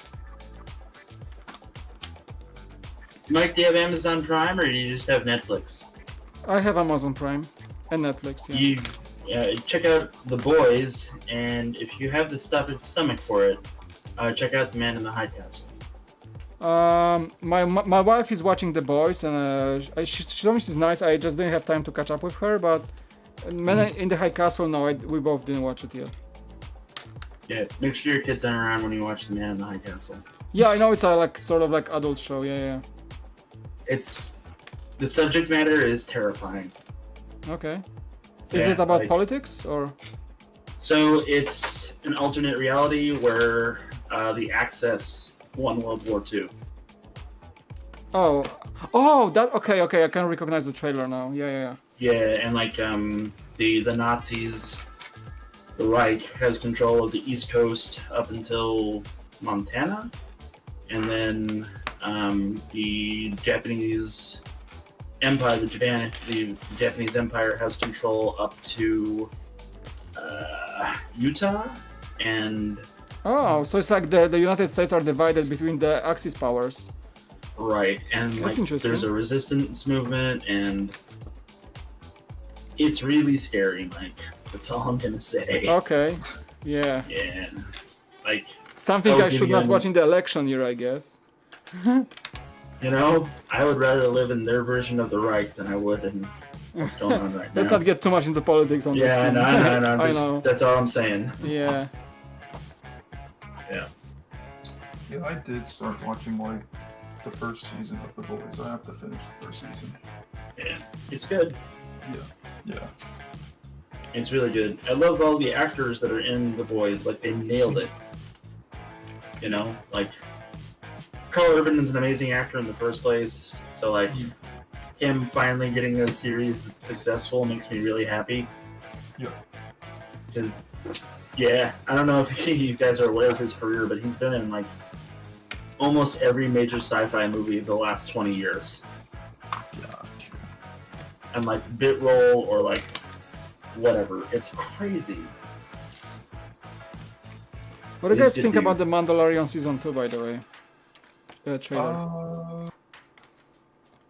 I'm looking forward to it. The trailer doesn't give off too much, which I do like, because I feel like movie trailers definitely do suffer from that. They give away too much of what's going to happen, and it just kind of leaves you with less to expect or, to guess about. But I am looking forward to it. I'm looking forward to seeing how this whole Jedi thing is supposed to, happen and everything like that. I think they kind of confirmed, but for some reason and somehow, Boba Fett will show up. That would be nice. I'm asking how. How is did he survive the Sarlacc? Is that it? Yeah. That's cool and crazy, sort of. He showed up in the first season. Yeah, we see his legs, but you don't know if that's Boba Fett or not. It's not confirmed. So nerdiness to the highest level, right? When that figure shows up, you start hearing radio chatter, right? Something like that, right? Yeah. And so I loaded up the special editions and was like, I haven't watched A New Hope. This movie's great still, right?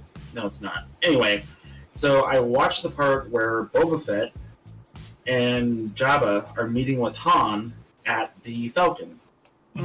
Same radio chatter. Same radio. So it's an Easter egg. It's an Easter egg. Yeah. It's like a hint from Jon Favreau. Nice. Yeah. Nice. I knew it. I mean, I knew it was Boba Fett because the boots match and everything. But I was I remember watching this scene with my wife and wait, that's another bounty hunter. Oh wait, that's gotta be Boba Fett. That has to be him. They brought him back. And my wife no, are you kidding me? He died. No, he might have survived the Sarlacc. And it was the craziest fan theory for years. So in the Expanded Universe books, I'm sorry to delve into this, but it was written that he did survive the Sarlacc pit. He just got cancer in his leg. And at that point in Boba Fett's career, he was a quadrillionaire because of all the bounties and stuff, and all he did was save money and invest properly, I guess. He got a new bio replacement leg, and then he bought was Tesla back on the stuff. hunt. That's what he did. Yeah, he invested in Tesla. Yeah, or whoever was making X-wings. I don't know.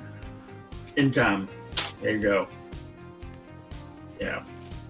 God, I hate that I know the company that makes X-Wings. Man. You know, who makes X-Wings? Income, yeah, there we go. Yeah. I have yet to see The Mandalorian, guys. I'm so behind on like my TV shows. It's just ridiculous. Do you like westerns? Welcome to my world. Jeff, that's a good question. You know, I don't mind westerns, but I like more like western movies, like comedies and action flips, but not the real old school stuff. I haven't seen any of that. All right. Do you like science fiction? I like science fiction, yeah. All right. You're gonna like The Mandalorian. Yeah. Yeah. Oh no, I know I like Mandalorian because I love like Star Wars in general, so I know I like it. But it's just like I haven't. I've been so busy, and I've never subscribed to Disney Plus, so I haven't seen it.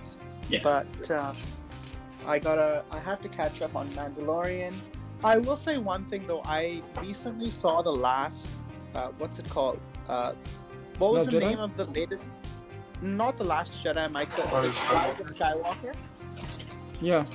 And you know, personally speaking, I love Star Wars, but I didn't really like that movie. I don't know why. It just the plot was all over the place. Oh yeah, no, I can definitely agree with you on that point. It was quite kind of like scattered. The opening seemed very confusing, for example. Yeah, like they just jump right into it, and it's like, okay, what's like going on? 5 planets in the first 5 minutes. It's like, what is going on again? Exactly.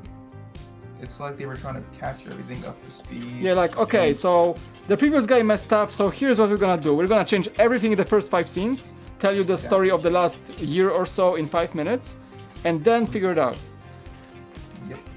It was that's how I felt on The Rise of the Skywalker. I was like, let's redo everything in 5 minutes and go from there. Because I don't get why they would reveal that Palpatine was, like, we know Palpatine was there, but they revealed him like way too early into the movie. You would have thought they would have waited a bit longer based off, like, I don't know. It seemed way too rushed and like 1 minute. Yeah, it felt rushed. That's what I. Yeah. I don't know. Yeah. That was Right, so like, one thing I didn't like. I'm gonna counter that argument, and we're gonna talk filmmaking for a minute. Okay. So like, a movie like the Rise of the Skywalker, whatever it was called, like you're already hooked because you're like, okay, Star Wars. But the way that plot was written, that story was written, even JJ was like, I'm not too sure about this. So like, they had to get you in further. They had to answer 2 big questions. 1, what the hell was Snoke? Oh, he's a clone apparently. 2, how do we make this relevant for Kylo? How do we make this relevant for Ben and Rey and Yada Shmada? So we introduce Palpatine as soon as it happens, right? Like, boom, bam, there it all is. So at that point, the casual Star Wars fan, the casual moviegoer who enjoyed this last movie, is going to go, I'm in it to win it. Like, I want to find out more.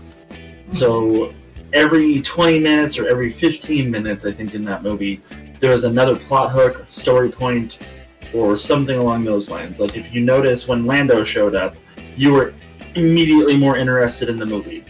When we thought that Chewie died, whoever thought that, we were interested in the movie because you can't kill a main character off in the first, whatever amount of time of that movie, or middle of the movie, right? So, like, the pacing on that was made for the casual fan, and, like, the casual fan that was like, oh, I totally get this, sort of. But, like, when you take a guy like me, and you take a guy like you, or Mike, or Armin, and you sit them in front of this movie, you're going to go, what the hell? Like, what the heck is even going on right now? Like, why? I was investing in Star Wars, so I was kind of keeping up, but, like, I was still confused. Right, exactly. But Jeff, that's a valid point, but you can't forget about your bread and butter either, right? Like, the fans that made Star Wars what it was.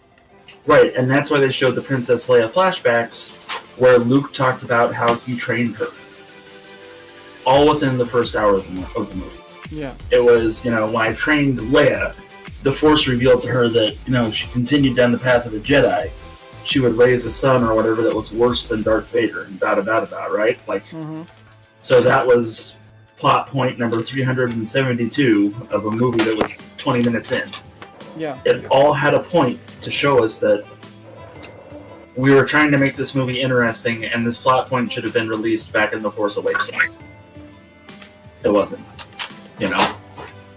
Yeah. So. That's just my 2 cents, though. Out of all the spin-off movies they made, Rogue One was still my favorite. That movie was amazing. Oh, yeah, Rogue One was great. I mean, For the longest time, Star Wars fans were like, Empire is my jam, but as soon as Rogue One came out, everybody was like, yeah, Rogue One, then Empire. Like, hands down. Yeah, same here. Like, Rogue One still remains my favorite movie. One of my favorite movies in the lineup. Even, like, away from the Star Wars franchise, Rogue One was a really well done movie. Yeah. Yeah. It had a very fresh take on Star Wars for sure. It's like, I think Rogue One kind of like did the groundwork for The Mandalorian in terms of like new type of storytelling. It reminded me of a World War II, like, not resistance, but like intelligence squad. Oh yeah, I mean, you know, like, it showed the war that's not about Super Star Destroyers and the Jedi. It showed the war from the perspective of, you know, people who were in that conflict, like actual troopers. yeah, People and who that were was the trying best to part. make it, and like no, there was no like major Jedi like kicking butts all over of the Sith. Like the Sith were like looming somewhere in the distance of the whole conflict, but you were just like Jyn Erso was just like, you know, she was trying to survive, and most of these guys were just trying to build the resistance against the Empire.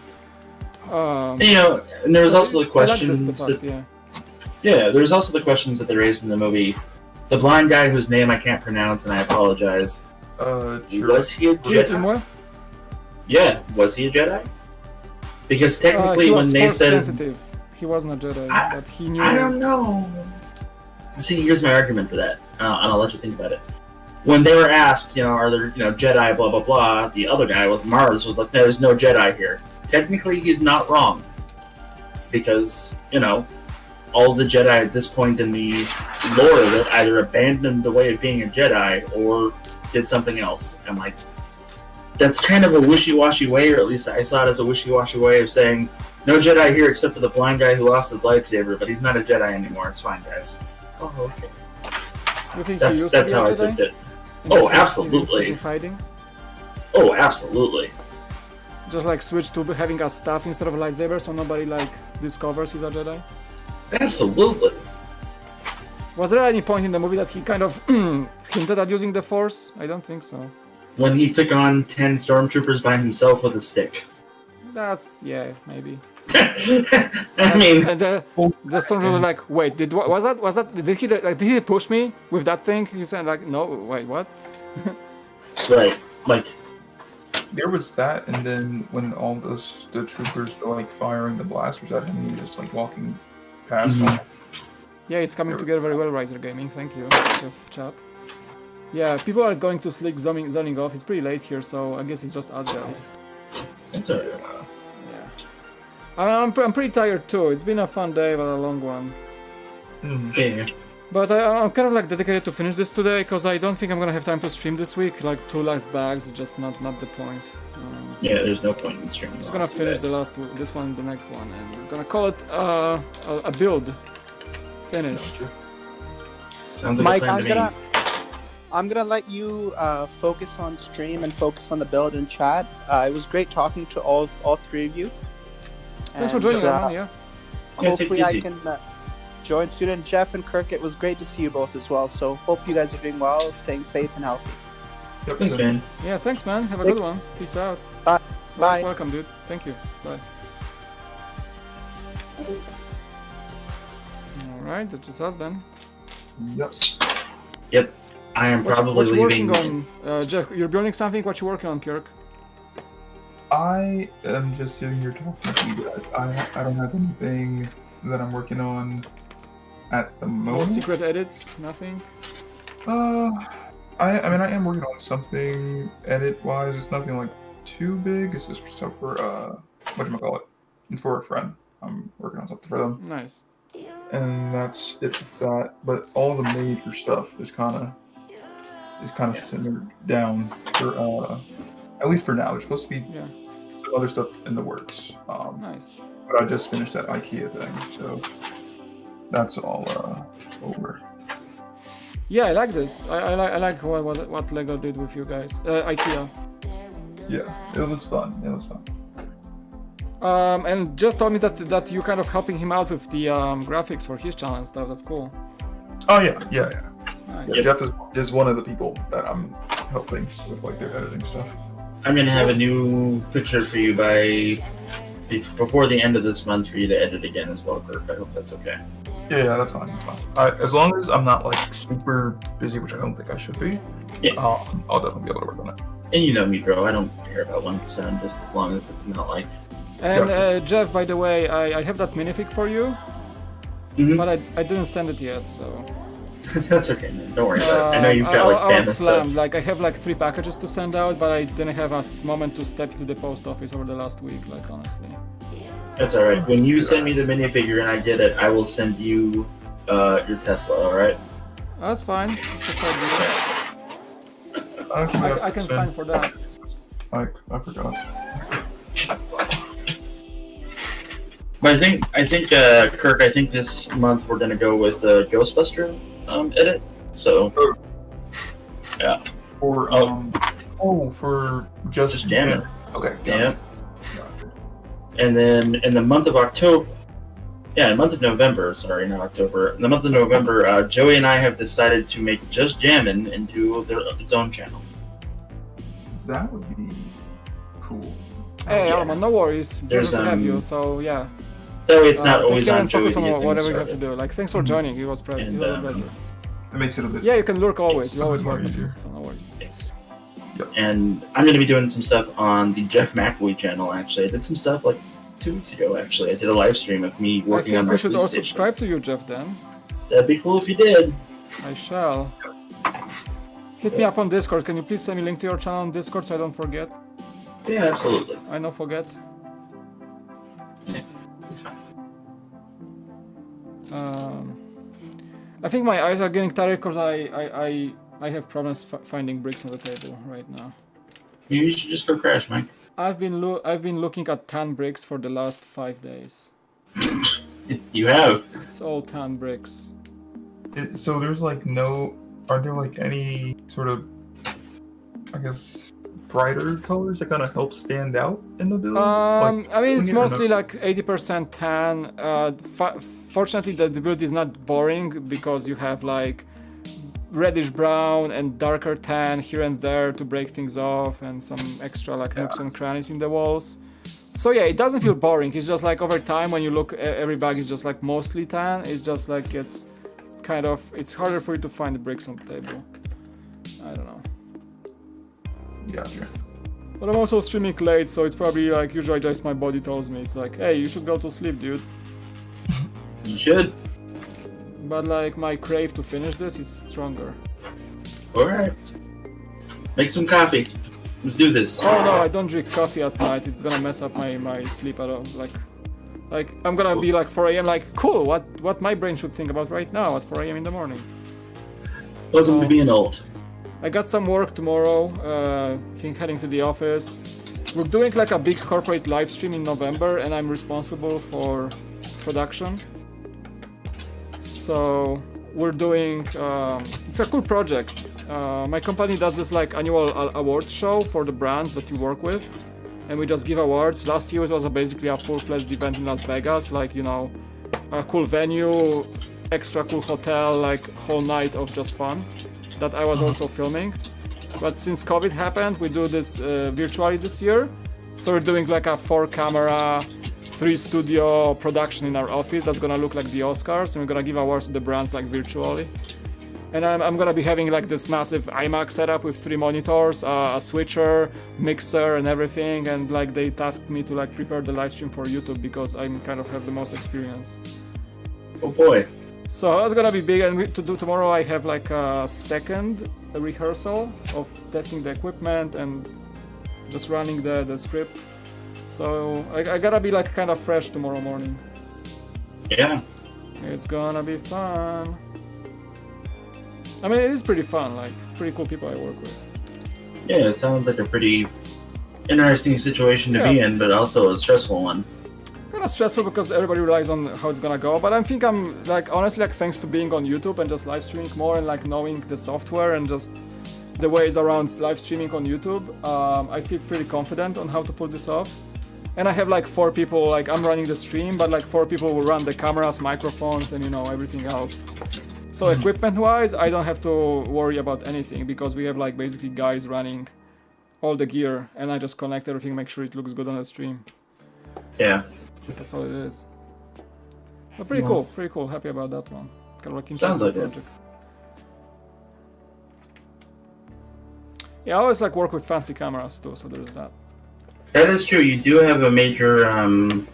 Yeah, I do have like a. I was gonna say a word, but I can't. You have a major interest in cameras.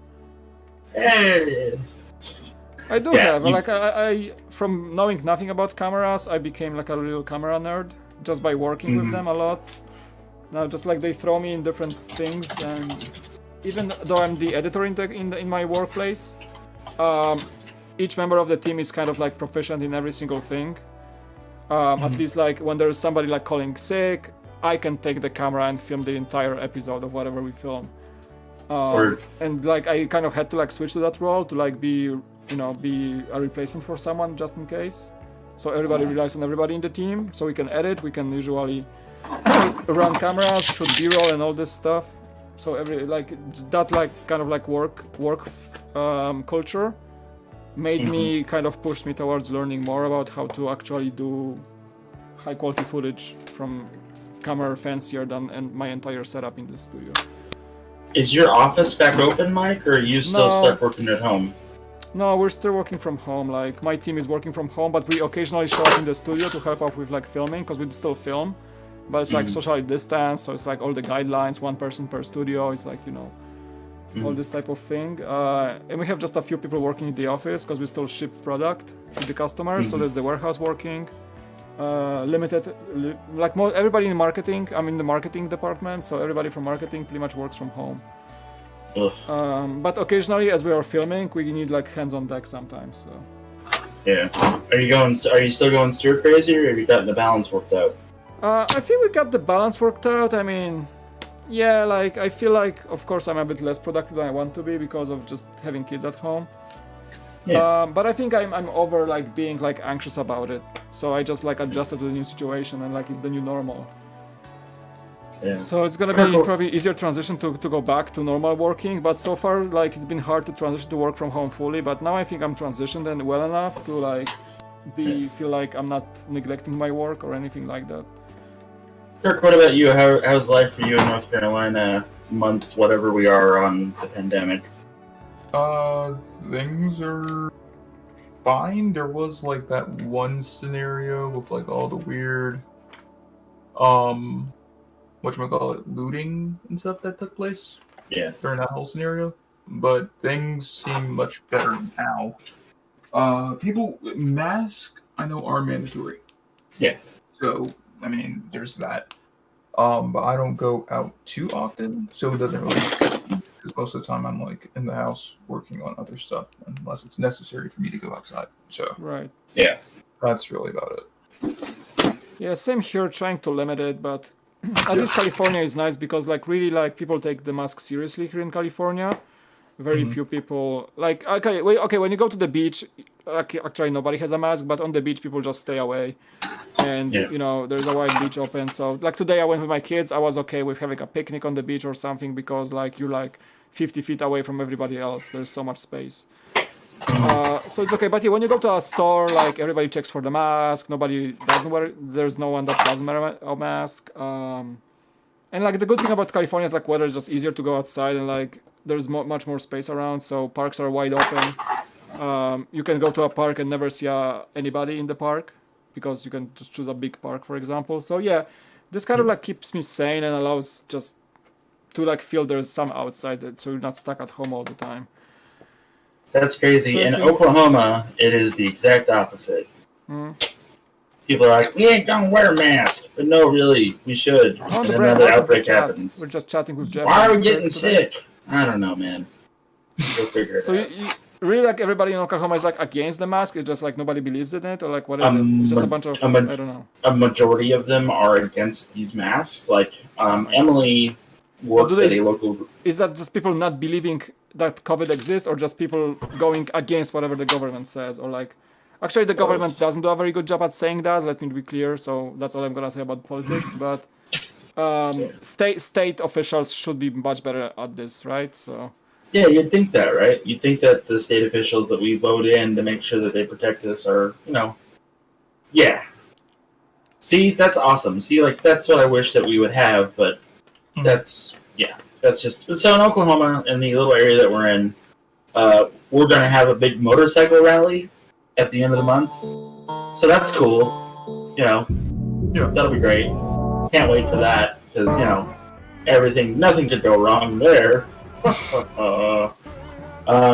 Yeah. But like Emily battles this stuff every day with people that come into her store. Like they've gotten like retail?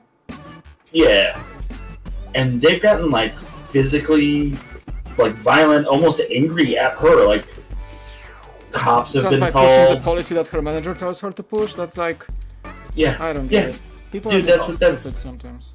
Yeah, dude, that's the world that we live in right now. I got to be on the news about it though, so that was cool. Seems like so. Yeah. Oh boy. Well. I was on our local news about it. That was pretty neat. Oh, you were on the news. I was on the news. I got interviewed and everything. That's cool. What did you say? Wear your masks, idiots. Wear your mask, you idiots. Pretty much. Are we guys? Whiskey is asking in the chat. Are you guys locked down? We get fined for not wearing masks. Technically, yeah. Practically, no. Whiskey, like America, is like even California, which is pretty good about masks. Like technically, you can get a ticket for not wearing a mask, but you won't see a police officer giving you a ticket. Like nobody cares. Still, people just like check for themselves. Like I would say 98% of people like take the mask seriously here, so there is no need, but like there is this like few bad apples around that will just don't care. And I've seen myself a few instances by like of a guy like arguing with a store clerk about a mask. I've seen that like maybe 5 times, so it is excuse me, pretty present even in California. It's just dumb. People are just like, there are dumb people out there, that's it. But yeah, like it's not a lockdown where you get a curfew or something like that. So yeah, we're not there yet. You guys probably will be better off by having that than we not having that. So. I don't know. Maybe it'll take another 100,000 dead Americans to make us realize. Let's not get there, really. I'm sorry. No. Don't be sorry. Like I just want to say, like I'm trying to keep the stream positive. I know it's a fact, so it's not something like we can say on the stream, but like. I think like the last thing I want to do on the stream is just talk about everything we hear on the news every minute of the day. I know. But yeah, it's just no, it's not. It's just like a sad thing. I get it. It's sad, but the best way to cope with that is try not to think about it too much, I guess. But people will die and died already. So there's that. Yeah. I just build mocks now. That's all I do. Like the last week, that's what I've been doing.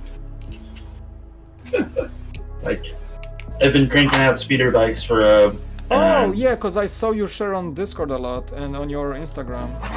Yeah, so like I've got this cool. top secret. You guys are hearing it here first. Whoa.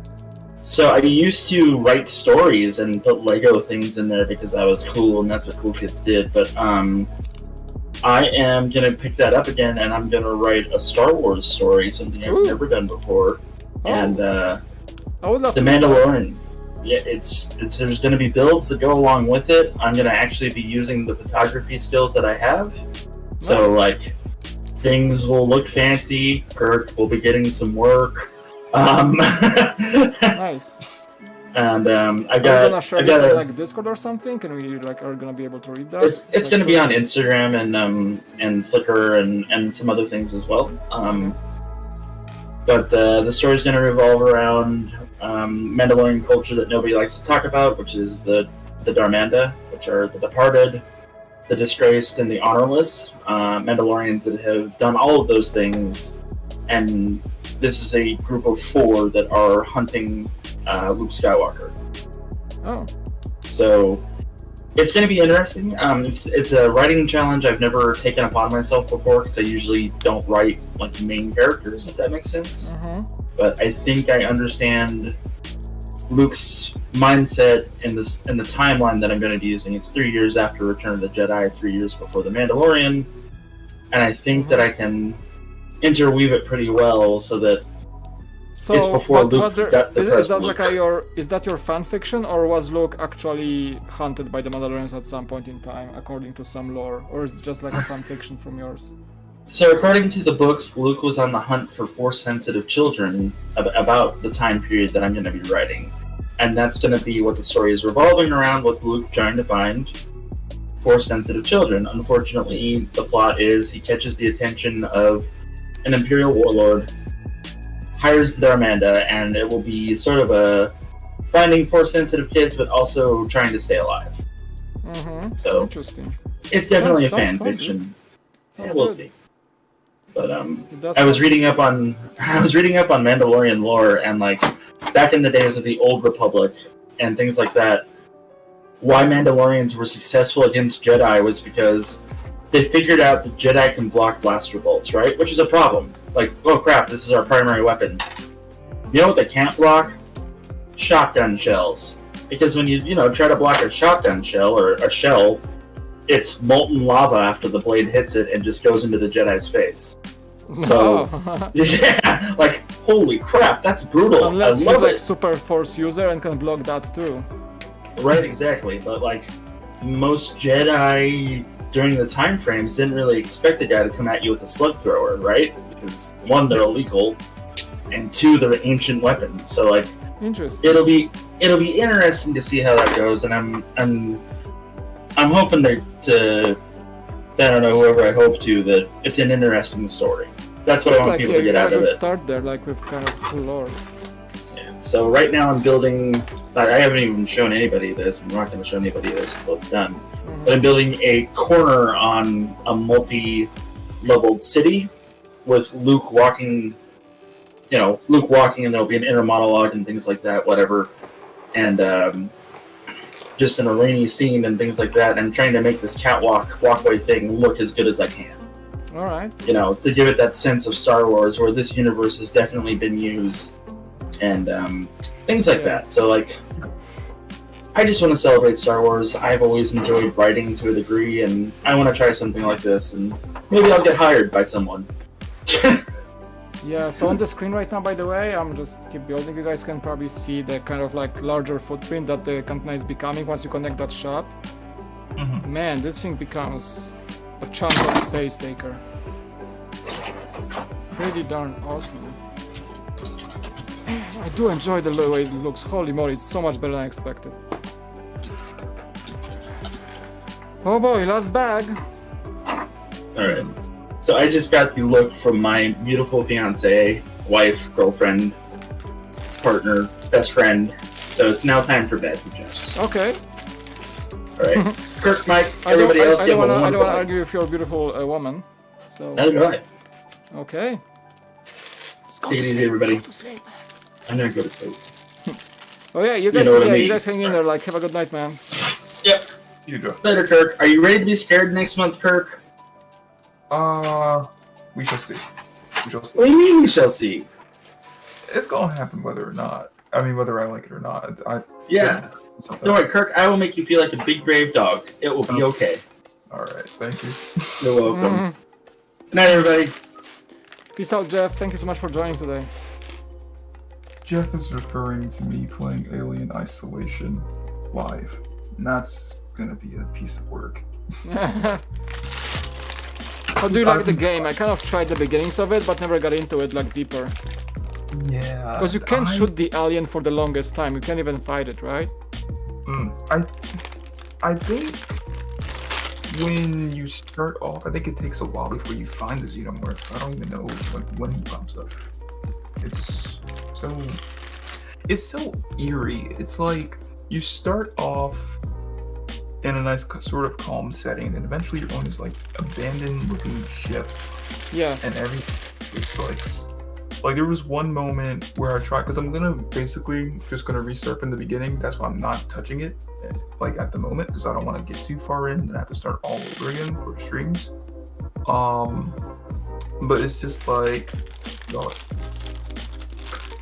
I got so scared because like when you turn one corner, there's some weird sound, and then there was one when you're going down this like sort of over this makeshift sort of bridge thing, and then you fall down, and it's like this loud sound that made me jump. I was like, okay, yeah, no. So it'll be a good time. I'm looking forward to it. Seems like the best game. Yeah. Okay. Oh yes, Jeff, it is gonna be great. Yeah. Jeff will be my guide since he's had experience with it, so nice. He'll get through the whole thing.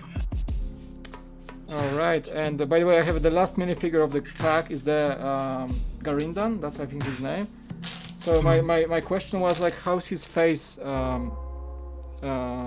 kind of figured out? So it's basically a neck piece with his nose, and then a minifigure head goes on top of that, not below. So that's how they kind of made it. And then there's the hood that goes on top of everything. So okay, it's a cool design. Gotcha. Yeah. So there's that chat. I'm just gonna show it real quick.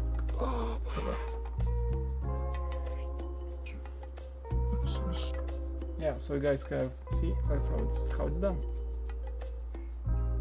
It's a neck bracket, sort of like a front-facing neck bracket. Nice. All right. So I believe this was Saturday, or unless it was, maybe it was yesterday. I don't even know. So my neighbors put out this dresser, and they didn't want it anymore. So I went to go look inside, and maybe this is just being a Lego fan that I was attracted to the dresser, that I went to go look inside, and I saw a box with Lego written on it, or the Lego logo on it, and I was like, what's that? So I picked it up, and it was a Lego Star Wars set from 2014. It was the Death Star Troopers Battle Pack. Oh. But the box was empty. Oh. Yeah, and I was like, darn it. Oh, that's a bummer. Yeah. I was like, that's such a nice find, but it's empty. Darn it. That's a bummer. Yeah, that would have been a nice mood breaker. That's a mood breaker. Yeah. It's like, oh, you'll find something cool. Now it's empty.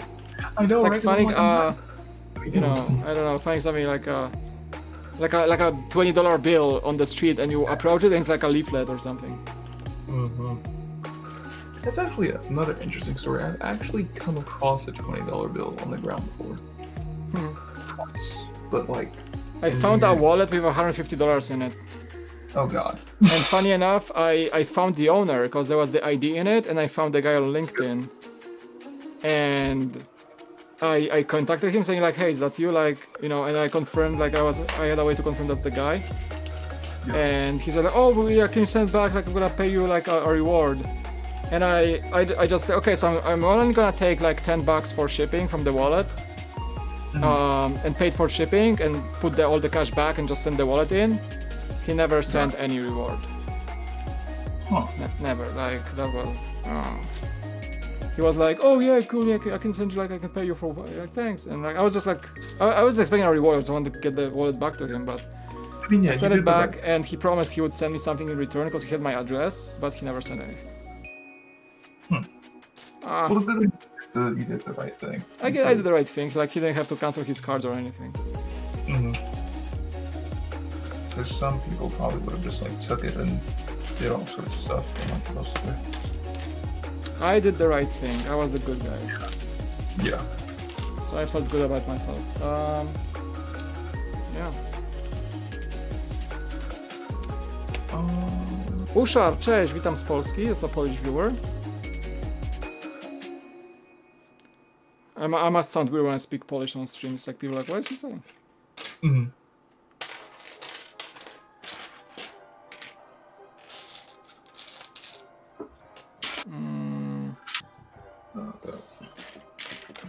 Last bug, let's go through. I'm really tired, but Yeah, I'm probably gonna. Gotta do what you gotta do. In a few minutes. Gonna zone off too? Huh? You gonna zone off too? Yeah, probably in a few minutes. Alright. No worries. Gotcha. I was building some more of this Hogwarts Express during the weekend as well. So I Oh, you got the Hogwarts Express? Mm-hmm. Did you get it on sale? Like, there was pretty good sales on this. Yeah, on sale. I got the Quidditch match, Hogwarts Express, and Rise of Voldemort all totaled to like $44 or something like that. Wow, that's crazy. Yeah. I saw the clock tower for like $26 on GameStop, Yep. but it was sold out. Well, no. Do you have a Target near you or no? Yeah. So that's how you're supposed to do it. You have to go to Target and they'll price match with GameStop. Really? And yeah. So if you check the stock for your store, and if they but doesn't have to be in stock at GameStop to price match? No. As long as that's the price on GameStop, they'll price match it. There will be the chance that someone may make an excuse of you can only do one set, or someone might possibly say that they don't, but they do, because I have proof of it, and so does everyone. That's awesome. Yeah. I may do just that. Come on, these sets. So is that GameStop only has those crazy low prices? Yeah, I think it's only GameStop that did that recently. Yeah, I was like, what is going on? Exactly. $90 set for 26. I know, right? Like that's even better than the Lego employee discount. Exactly. Because we had like 50% off. Yeah. Yeah, well, you work at the Lego store, right? Yeah, I used to work there. Yeah, so it was so, you know. 30% and then eventually 50%. Yep. I do wish I had picked up the clock tower though, because the parts in there are really nice. And plus, it's a good looking set, but the parts as well. Yeah. But I just picked it up. That I've got, I think it was the Hogwarts Express and then the clock tower, and like another copy of the. No, it was another copy of the Hogwarts Express and then the clock tower. I got that for a friend, so I'm supposed to ship it out to him eventually. Nice. But I really do wish I picked up the clock tower as well, because now it's out of stock at that store. I'm like, darn it. And the sets are still on sale on GameStop. Nice. Oh, we have new people joining the chat actually on my stream. Starmax, welcome. Hello. I'm doing fine, yeah. Kind of like late and tired, but this is the last bag of the Cantina, so I'm pushing through to finish it. Basically, that's what's happening. And we have also Brick User 24. Nice. Thank you so much for joining. I had an exam today, so I joined like, hey, no worries. I'm kind of like streaming late tonight, so you're in for the last moments.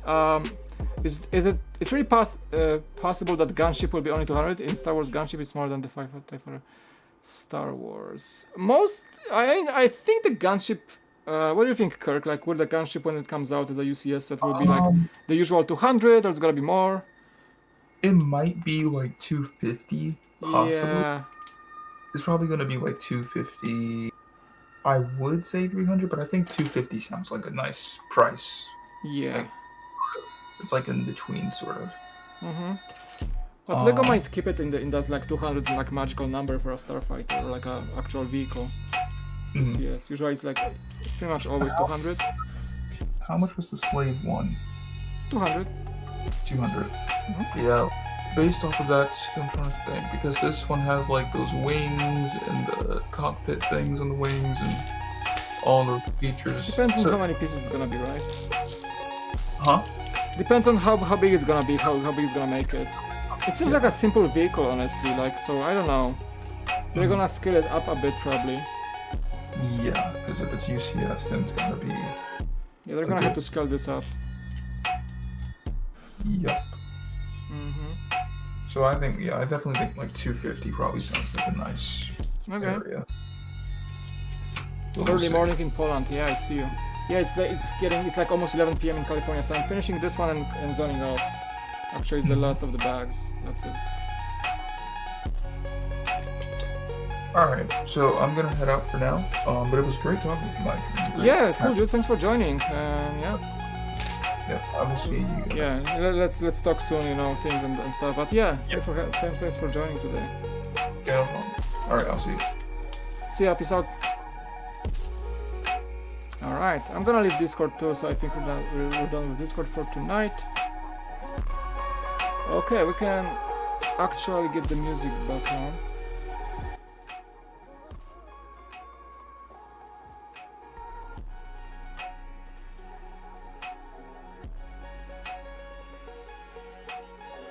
Okay. Yeah, I have to like change my settings every time I go back from Discord because I don't want music to overtake their voices and things like that. But yeah, guys, it's been a chill stream. I'm almost there. I'm getting pretty tired, so apologies if I sound like tired or energetic. I just feel like as I should go to sleep slowly but surely. But yeah, there's a lot of 10 on the table still, so let's go. I don't want to stream like the last bag, like, you know, tomorrow or something. I just want to finish it tonight. It's like the last stretch. Feels like. Yeah, today we had some Discord guests, it was pretty fun. We had Kirk from Vision Bricks. He's a really chill dude, check out his channel. We have Jeff McCauley well, as you heard, he's running his own channel right now, and he's also running a channel called Peculiar Interests. And we had Arman, who's also a long-time viewer here on the Cool Factor. And I used to have this little like widget on the screen that shows the names of people in Discord so that you know who I'm talking to. I gotta reactivate it because I used to have it on a Mac and now I'm streaming on a PC. I have to like change the software again and things like that. So let me just fix that for hopefully next stream if I'm gonna have Discord guests, so that way I will be able to tell you. You will see who I'm talking to. I know it can be confusing. But yeah, just a chill vibe. Hanging in there, doing a cool little stream with friends. I don't usually do Discord sessions very often because it really takes kind of like overtakes the chat. I do enjoy chatting during the stream, so that Discord is not distracting. But yeah, every so and then I will invite some of my friends from the community who are online, check out my stream. They just like do other Lego things while we talk, and we just talk all the things from nerdy stuff like Star Wars to cars and little nuggets of talking points here and there. I think. Okay, where are we? Man, actually, like this build takes longer than expected because there's a lot of pieces you gotta sort through and just pay attention a lot. But it's fun to build though. It's fun to build, I gotta say that. It's very fun to build.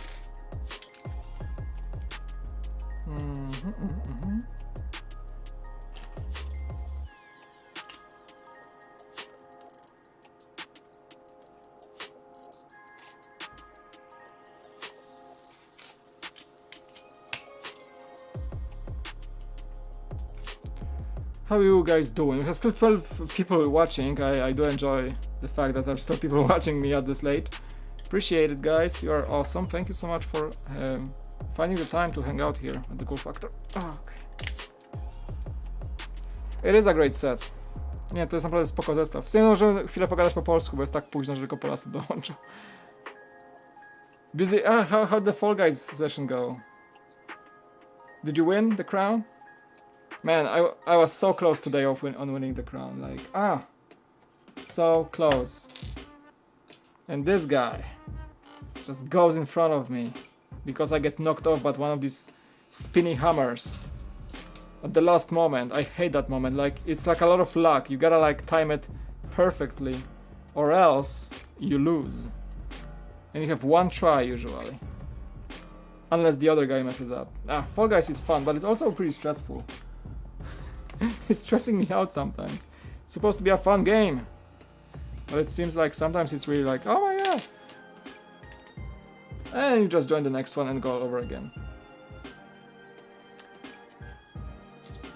I don't like the team games in Fall Guys, like when your team just really sucks and you cannot do anything about it. The one with the balls is the worst. Like, I like the soccer match, but I don't like the ones when you have to hoard the balls in your corner of the map. It's like I always lose this one. I don't know how to push the balls well. So probably I'm the one who sucks at the team. My balls always escape me, and there's always a better guy knowing how to do it.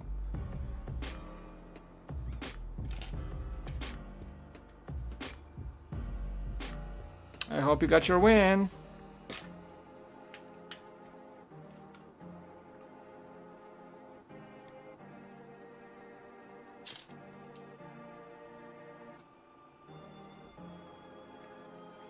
Zawsze mój akcent daje się poznać. Wiesz co, ja też mam polski akcent. Mieszkam w Stanach od paru lat, ale polski akcent raczej nie wychodzi z twojej mowy, chyba że bardzo ćwiczysz. Ja ćwiczę angielski od lat i używam w pracy i na co dzień w Stanach i tak dalej i ciągle mam akcent. Ludzie myślą, że jestem z Rosji w ogóle. Tutaj w Kalifornii. How does my Polish sound like, guys? Sounds fun, huh? Gibberish, jabberish. Whatever. We do a lot of those sh sounds, I know. We sound like we're shushing a lot. Like a lot.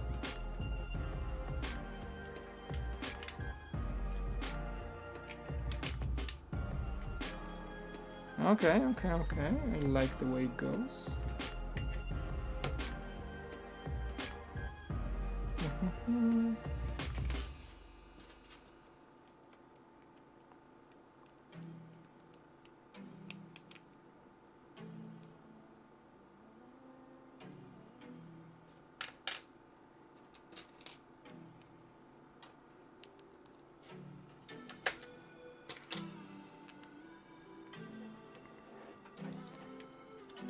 O, Wio, ty też jesteś z Polski, ciekawe. Zaraz się polski stream zrobić z tego. Gdyby gunship kosztował mniej niż 900 zł, to bym kupił, ale 1500 to już nie za bardzo. Wiesz co, ja trochę się nie znam na scenach w Polsce. W Kalifornii to jest tak $200 za taki zestaw około. To jest jakieś takie 800 zł na polskie, nie? Ja znam się na cenach amerykańskich, bo kupujesz wszystko w dolarach tutaj oczywiście. Ten stawia na przykład $350. Ile kosztuje w Polsce kantyna? Nie wiem. Będzie pewnie jakieś 1400? Coś takiego?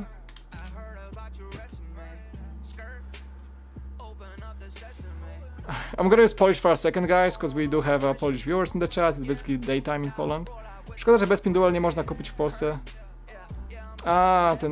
Tam to nie jest chyba nowy Vader. Ja nie wiem, czy on chyba się powtarza, wiesz? Ja robiłem recenzję tego zestawu, teraz możesz zobaczyć na kanale, ale to chyba nie jest Vader w jakiś sposób ekskluzywny do tego zestawu. Ale tak, to był tylko następny zestaw, no. Tutaj go mam. Chciałem jeszcze 2 pudełka tego dla znajomych. No. Właśnie jeden kolega z Polski mu wysyłam ze Stanów, bo zamówiłem mu i muszę mu wysłać. Ale mamy tego. Fajny zestawik, podoba mi się. Ale myślę, że Vader nie jest jakoś tam ekskluzywny.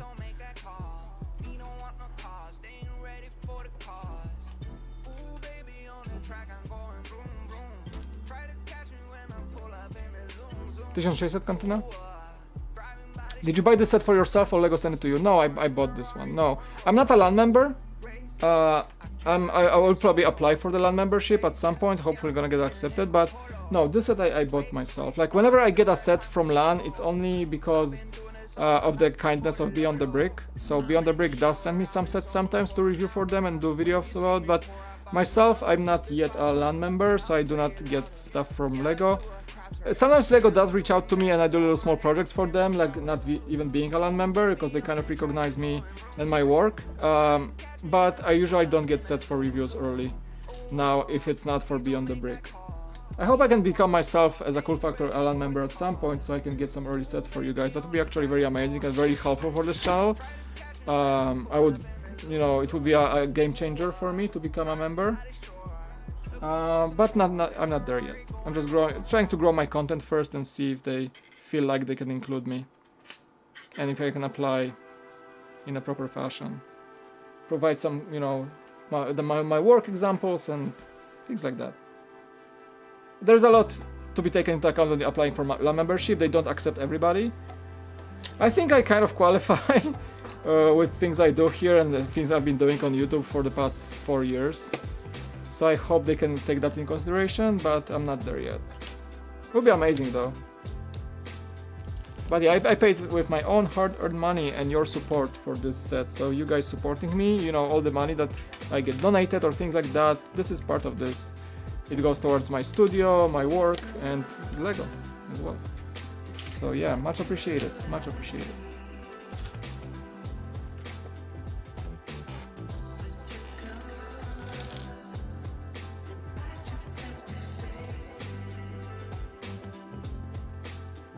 LAN membership looks cool, basically free sets. True, I mean, yeah, I know how LAN works, because Brickvault is a LAN member, and we were getting a lot of stuff. Beyond the Brick is a LAN member, so I also see how it works. Yeah, like LEGO is really like, it's a very valuable membership for any LEGO creator if you're serious about it. There is like a lot of behind the scenes involved, like you not only get the sets for free, of course, but you have to report how your videos are doing. You have to be active in the membership community. Basically, LAN membership means like you're part of the community. That's like LEGO's voice on spreading the love of LEGO and actually building community engagement. So there's much more to the role of a LAN member than it's just getting free sets from LEGO. That takes also a lot of work to maintain the membership. So it's for the serious people only. Honestly, people who create content and are very serious about it. I think I'm becoming serious enough here on the cool factor to actually be confident in applying for this. But I know it takes a lot of responsibility and you know, willpower to maintain your LAN membership. It's not just like getting free LEGO, there's a lot to it as well. You have to maintain certain level of content, you have to communicate a lot, you have to be very active in the community to not get moved away from the LAN membership, for example. So it's a choice also that if you get accepted, it comes with a lot of work behind the scenes as well, so...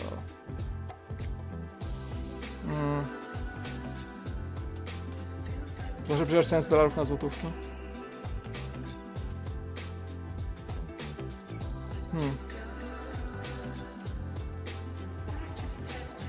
Best pin look, a na przykład no nie mamy jakichś tam pism LEGO z figurkami. Ale mamy tego Obi-Wana za 4 baksy, tak, zgadza się. Jest sporo różnic między Europą a Stanami, chodzi o rynek LEGO, na pewno. I can spot the Hedwig set on the shelf, one of my favorite display models. You don't have it? Yeah, it's a good one. It's not expensive, it's like 40 bucks only. Yeah, she's collecting dust a bit, but yeah, also one of my favorite sets, display-wise, for sure, and like just like such a cool function, yeah. I gotta dust you off a bit. I should clean my shelf actually soon. She's a bit dusty. Okay, I like what she has her wings like that. Yeah. Banana for scale. Alright guys, we have just a few more steps left here. I'm just trying to see if I'm keeping it the way I'm supposed to. This one's an explicit song. Don't wanna get demonetized. Yeah, some songs are just like that.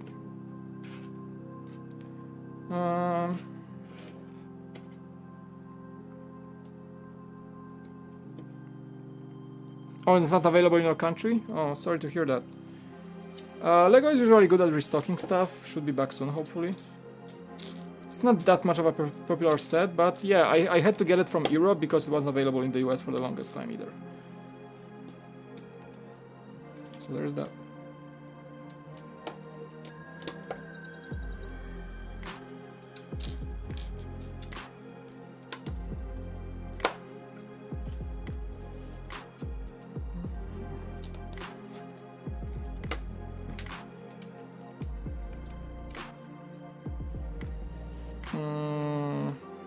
There's one more building? Oh my... That's a lot of buildings after the cantina, honestly. I'm surprised there's so much there to build still. There's one more building I gotta finish. It's like, it's there! No, wait, one more thing. Oh, one more thing. But the cool thing is like you're getting a mini Mos Eisley port because of that. So I don't mind having those extra things. Like LEGO could have stopped at the cantina and we would be happy, but they went extra mile and made more buildings to go with that. So you have yourself a little marketplace or a street in Mos Eisley, and if you connect like Obi-Wan's hut or the other like mini like Luke's home or something like Mox, whatever you want, you can make yourself the cantina central place. And imagine having the Falcon next to it, and you know, you can build the whole Tatooine at this point using official LEGO sets. So it's pretty dope, like that. This set is this and more, right? So I like this fact that they didn't stop on the cantina. Just more stuff. More stuff the merrier, right?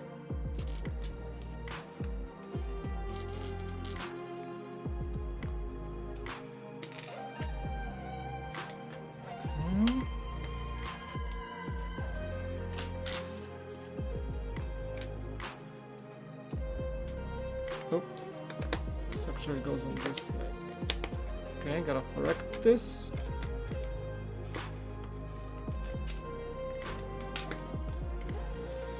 Oh boy.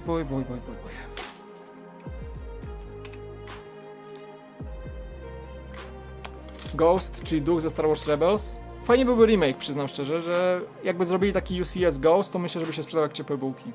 Wiesz, UCS. Myślę, że to coś, co powinni rozważyć, jeśli chodzi o taki powrót do innych serii LEGO. Ja pracowałem nad takim wielkim mokiem w Brickworld, jak budowaliśmy tego Ghosta z customowego i to było coś niesamowitego, naprawdę. To był design wewnątrz Brickworld zrobiony. No, prezentował się imponująco, muszę przyznać.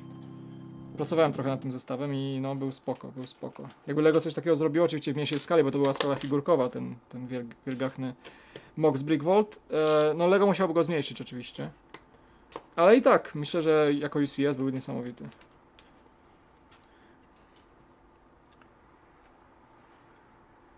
Los Angeles, that's like some weird. Okay, next playlist, lo-fi hip-hop, let's go, okay.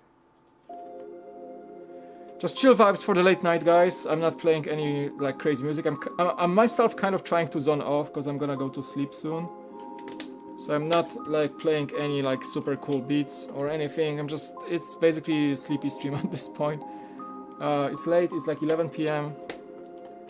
I'm tired as like, I don't know, as a sleepy dewback.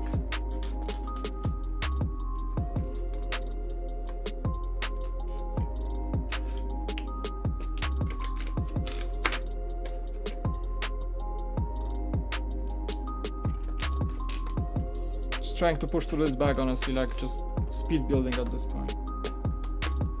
Trying to do two steps at a time in the instructions.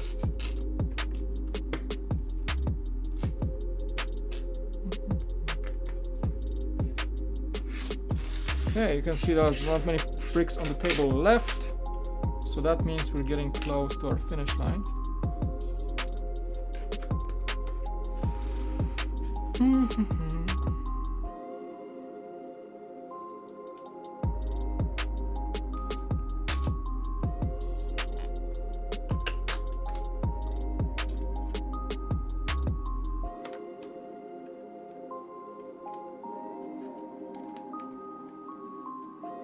Yeah, Luke comes in this set. There he is. Right here. Yeah, you got 21 minifigures. I'm gonna probably place them. Like, I don't wanna review this set like at the stream because it's gonna take too long or like talk about it, but I'm gonna show you the main features, some of the like minifigure like that you know you see, but it's gonna take me a few days probably to get the review done. Hopefully I can post it this week. I'm gonna work on it here and there. I wanna make some really good review on this set. So yeah, I don't try to rush it. I think I really wanna deliver the review for you guys. But it's gonna be a busy week, I can tell. Like, this week has a lot of things on top of just the cool factor, honestly. So I won't have much time for LEGO. I think there's gonna be a lot of other things I'm gonna have to tackle. So this might be one of the last moments I build LEGO for this week, honestly.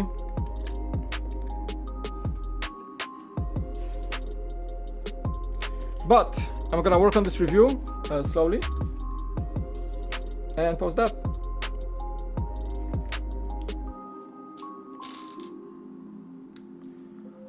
But yeah, we've been streaming for 2 hours and 40 minutes. Holy guacamole. Mam nadzieję, że LEGO powróci do figurek jako promocja maja 4. Byłoby fajnie. Hey Alex! Mos Eisley Cantina is a very big set and takes time to build, but totally worth it. Yeah, it's worth it at the end. I mean, I'm gonna, you know, once I finish the stream, I'm gonna take the moment to appreciate it, like, really, like, take a look. But so far, I'm pretty impressed what LEGO has done here. It is really glorious. Such a good set.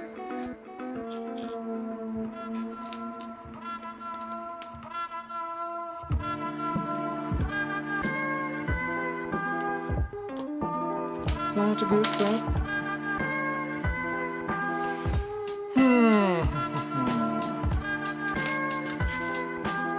There's like 3 little buildings next to it. I thought it was like 1 building, but it's like actually 3 buildings you can kind of connect. So there's like, it's like a mini city in one set. This is great actually. It's like full on Tatooine. They should just call it Tatooine, not just the cantina. I mean, it's like a cantina and the surroundings, but you know what I'm saying. It's basically a mini Tatooine. What is a blaster doing there?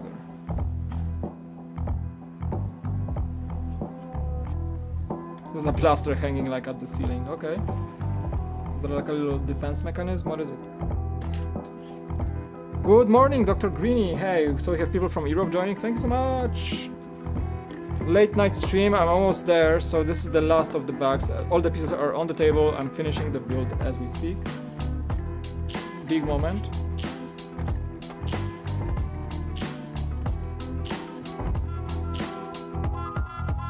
Alright, Mike, I'm going to do my stuff for today. Have a great day, next day for you and everyone in the chat. Thanks, Starmax. Thank you very much. Dzięki. Dobra. Okay. Dobra, okay. Dobra means like, okay, cool, in Polish. Like, alright. Kind of like a casual, alright, let's go. Dobra. The doorway. Okay. We've built those before.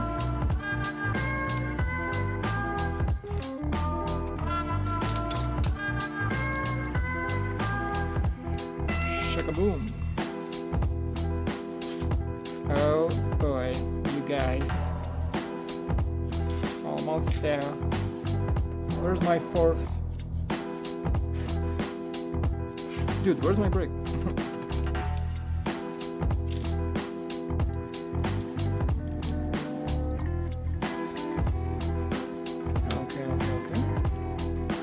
Doorway.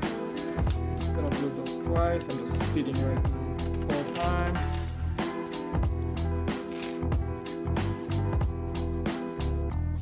Oh yeah, he's right here. Luke Skywalker. Yeah, I told you it's here. Yep. He's on the. He's kind of blending with the speeder, but that's Luke. Right here.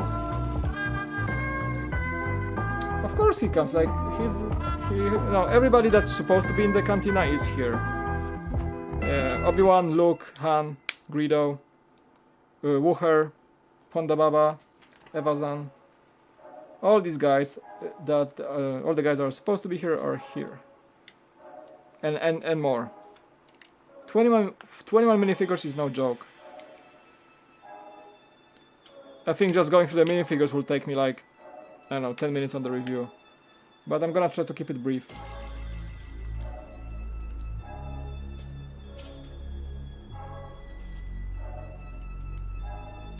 What set am I gonna build after this one? My next set I really wanna get is the NES Nintendo system. It's been on my bucket list. I have the Mario. You can see Mario on the table basically. I have the Mario, so I'm pretty nostalgic about this set. I used to play it when I was a kid. So definitely something I would love to have and build, and it's just such a good display value. Yeah, I want this set so bad.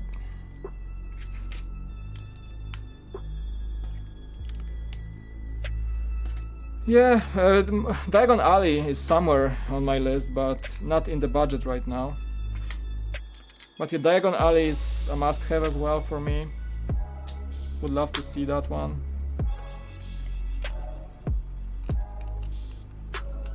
Okay, we got the doorway. And we're securing this door with this. There we go. Okay. And beautiful doorway. Awesome. Just a few bricks. Final stretch, everyone. Speeding up a bit. Oh, I built the Vader's castle. Yeah. Yeah, many sets went through my hands. I just don't own it, but I built it back in my Brick Vault days. So yeah, I think actually I built it twice, Vader's castle. I built one for the channel for review and I reviewed it, the Vader's castle on the channel on Brick Vault. And I was back then I was working at the Lego store and I built the second one for Lego store display. So kind of funny. Because sometimes like the employees at the Lego store were building sets for our displays. And I was happy to build the second Vader's castle because I was familiar with it. I built it fast. Second building around, it was pretty fast. So there's that. Yeah, like I don't own or have contact with as many sets as I used to do, but when I worked for, you know, for the big channel, a lot of sets went through my hands. Like a lot.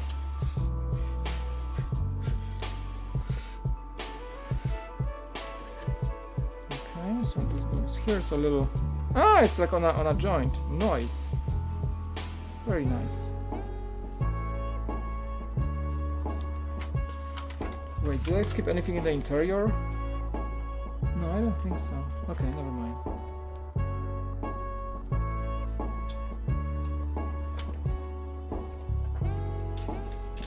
Just a few bricks. Okay.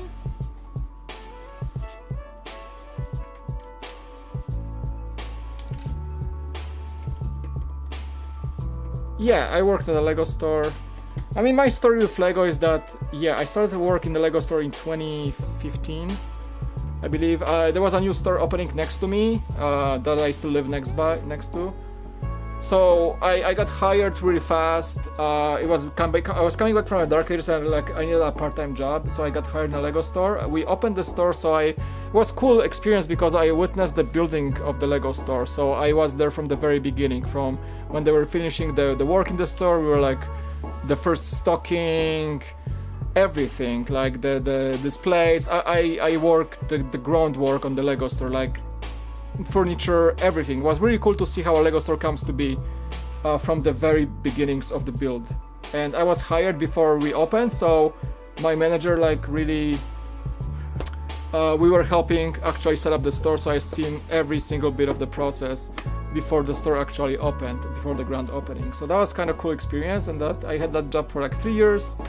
I only quit because of the lack of time. In the meantime, as I began working in the Lego store, I got hired by another Lego channel called Brickvault. And I worked for them for about 3 years and worked at the Lego store at the same time, kind of. Then quit the Lego store to focus more on Brickvault and other things, so I had more time. But yeah, and that's what brought me back to, you know, to being still like a Lego YouTuber, then Beyond the Brick, then the Cool Factor, or like Cool Factor and then the Beyond the Brick, kind of like collaboration. So I'm here right as a member of the Beyond the Brick squad. And as a Cool Factor right now. So yeah, quick story of my life of Lego. It's been a fun run, and I'm still like a big fan of Lego, of course. But yeah, it's been really fun over the last few years. So yeah, I know I should have counted all the sets that went through my hands over the last few years. I think it'd be like in hundreds, thousands. I don't know. I don't even know.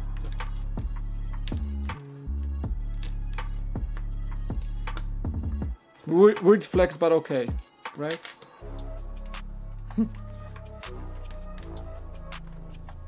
Okay, some cool little details in the back of the shop, and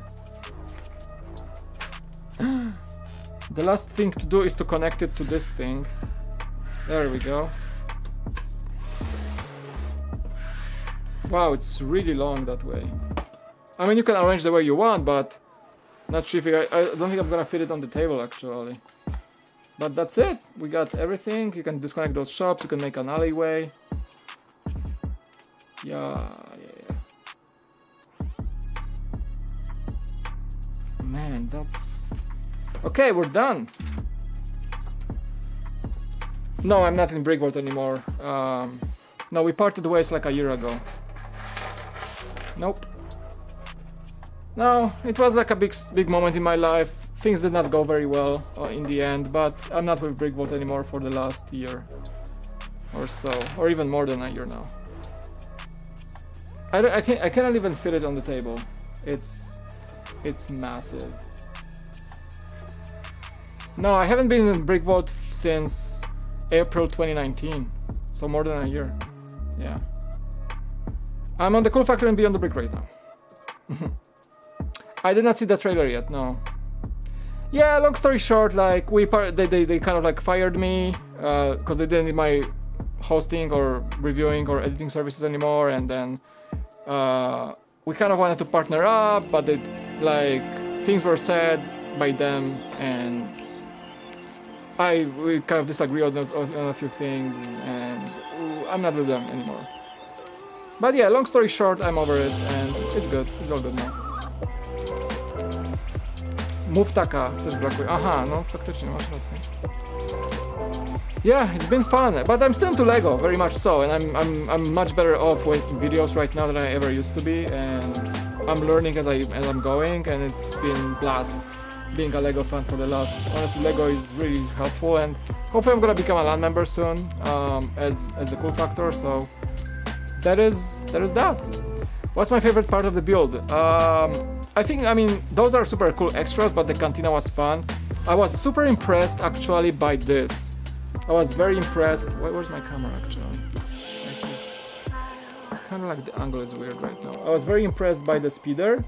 It's the first thing you build, but the quality of this build is kind of like surprisingly good. I wasn't expecting that good of a build, but this doesn't look that good on the box as it does after you build it. So that was impressive. The cantina is awesome. Just like I don't want to go through everything. I want to go to sleep, honestly.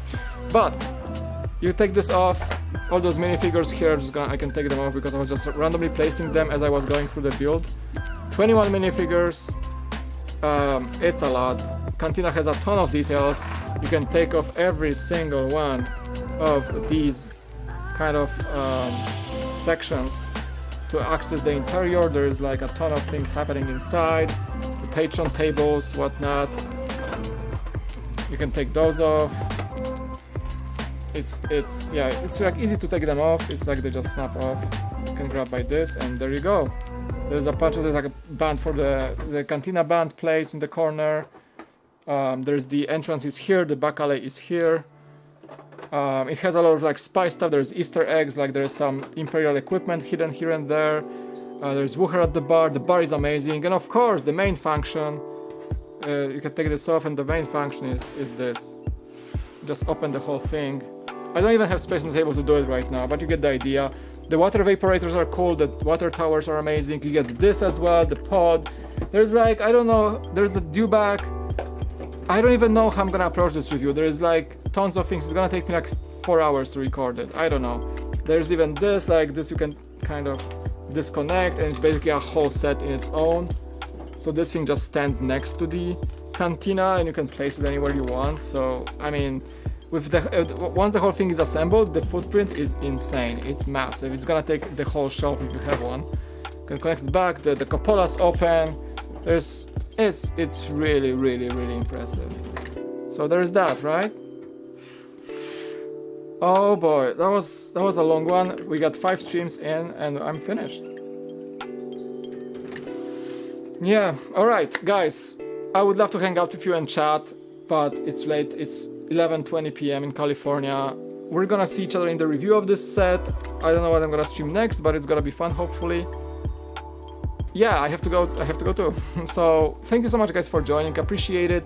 We had a very symbolic donation today, but very appreciated, from Nathan Briggs on 250 Philippine pesos. Appreciate it very much.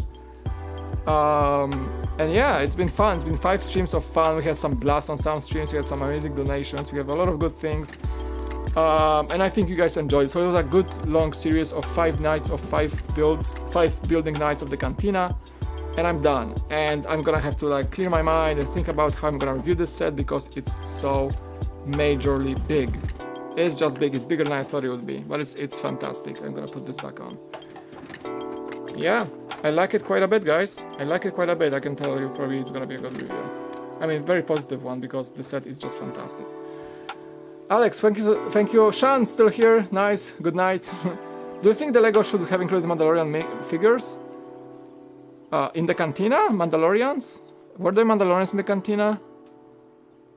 Oh, like you mean like connection to the show? Maybe. I don't know. Maybe. We're gonna have some Mandalorian sets in the coming wave, so that might be pretty cool to see.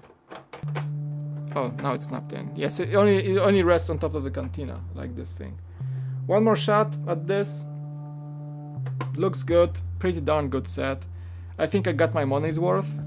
Definitely, I'm not feeling like I'm overpaid or it's like it doesn't deliver for the price. I think it does deliver. The price to piece ratio is not the best because you pay the Star Wars tax. But all in all, this thing delivers as it's supposed to. Is the, you know, location-based sets on Star Wars compared to like Hoth or Ewok Village or Cloud City, it does deliver in so many ways. Oh yeah, they were in the cantina. Yeah, I forgot that completely. Might be cool like a crossover, but I think they want to keep it OG to the New Hope. That's why there is no Mandalorian figure. It might mess up the storytelling in this set. They wanted to specifically show the cantina as we know it from the New Hope, but I do know that it's in the Mandalorian as well. So, right. Yeah, congrats. I just hit 100 subs. Nice, Oliver. Congrats, dude. Keep going. Guys, thank you so much. I'm so tired. It's just...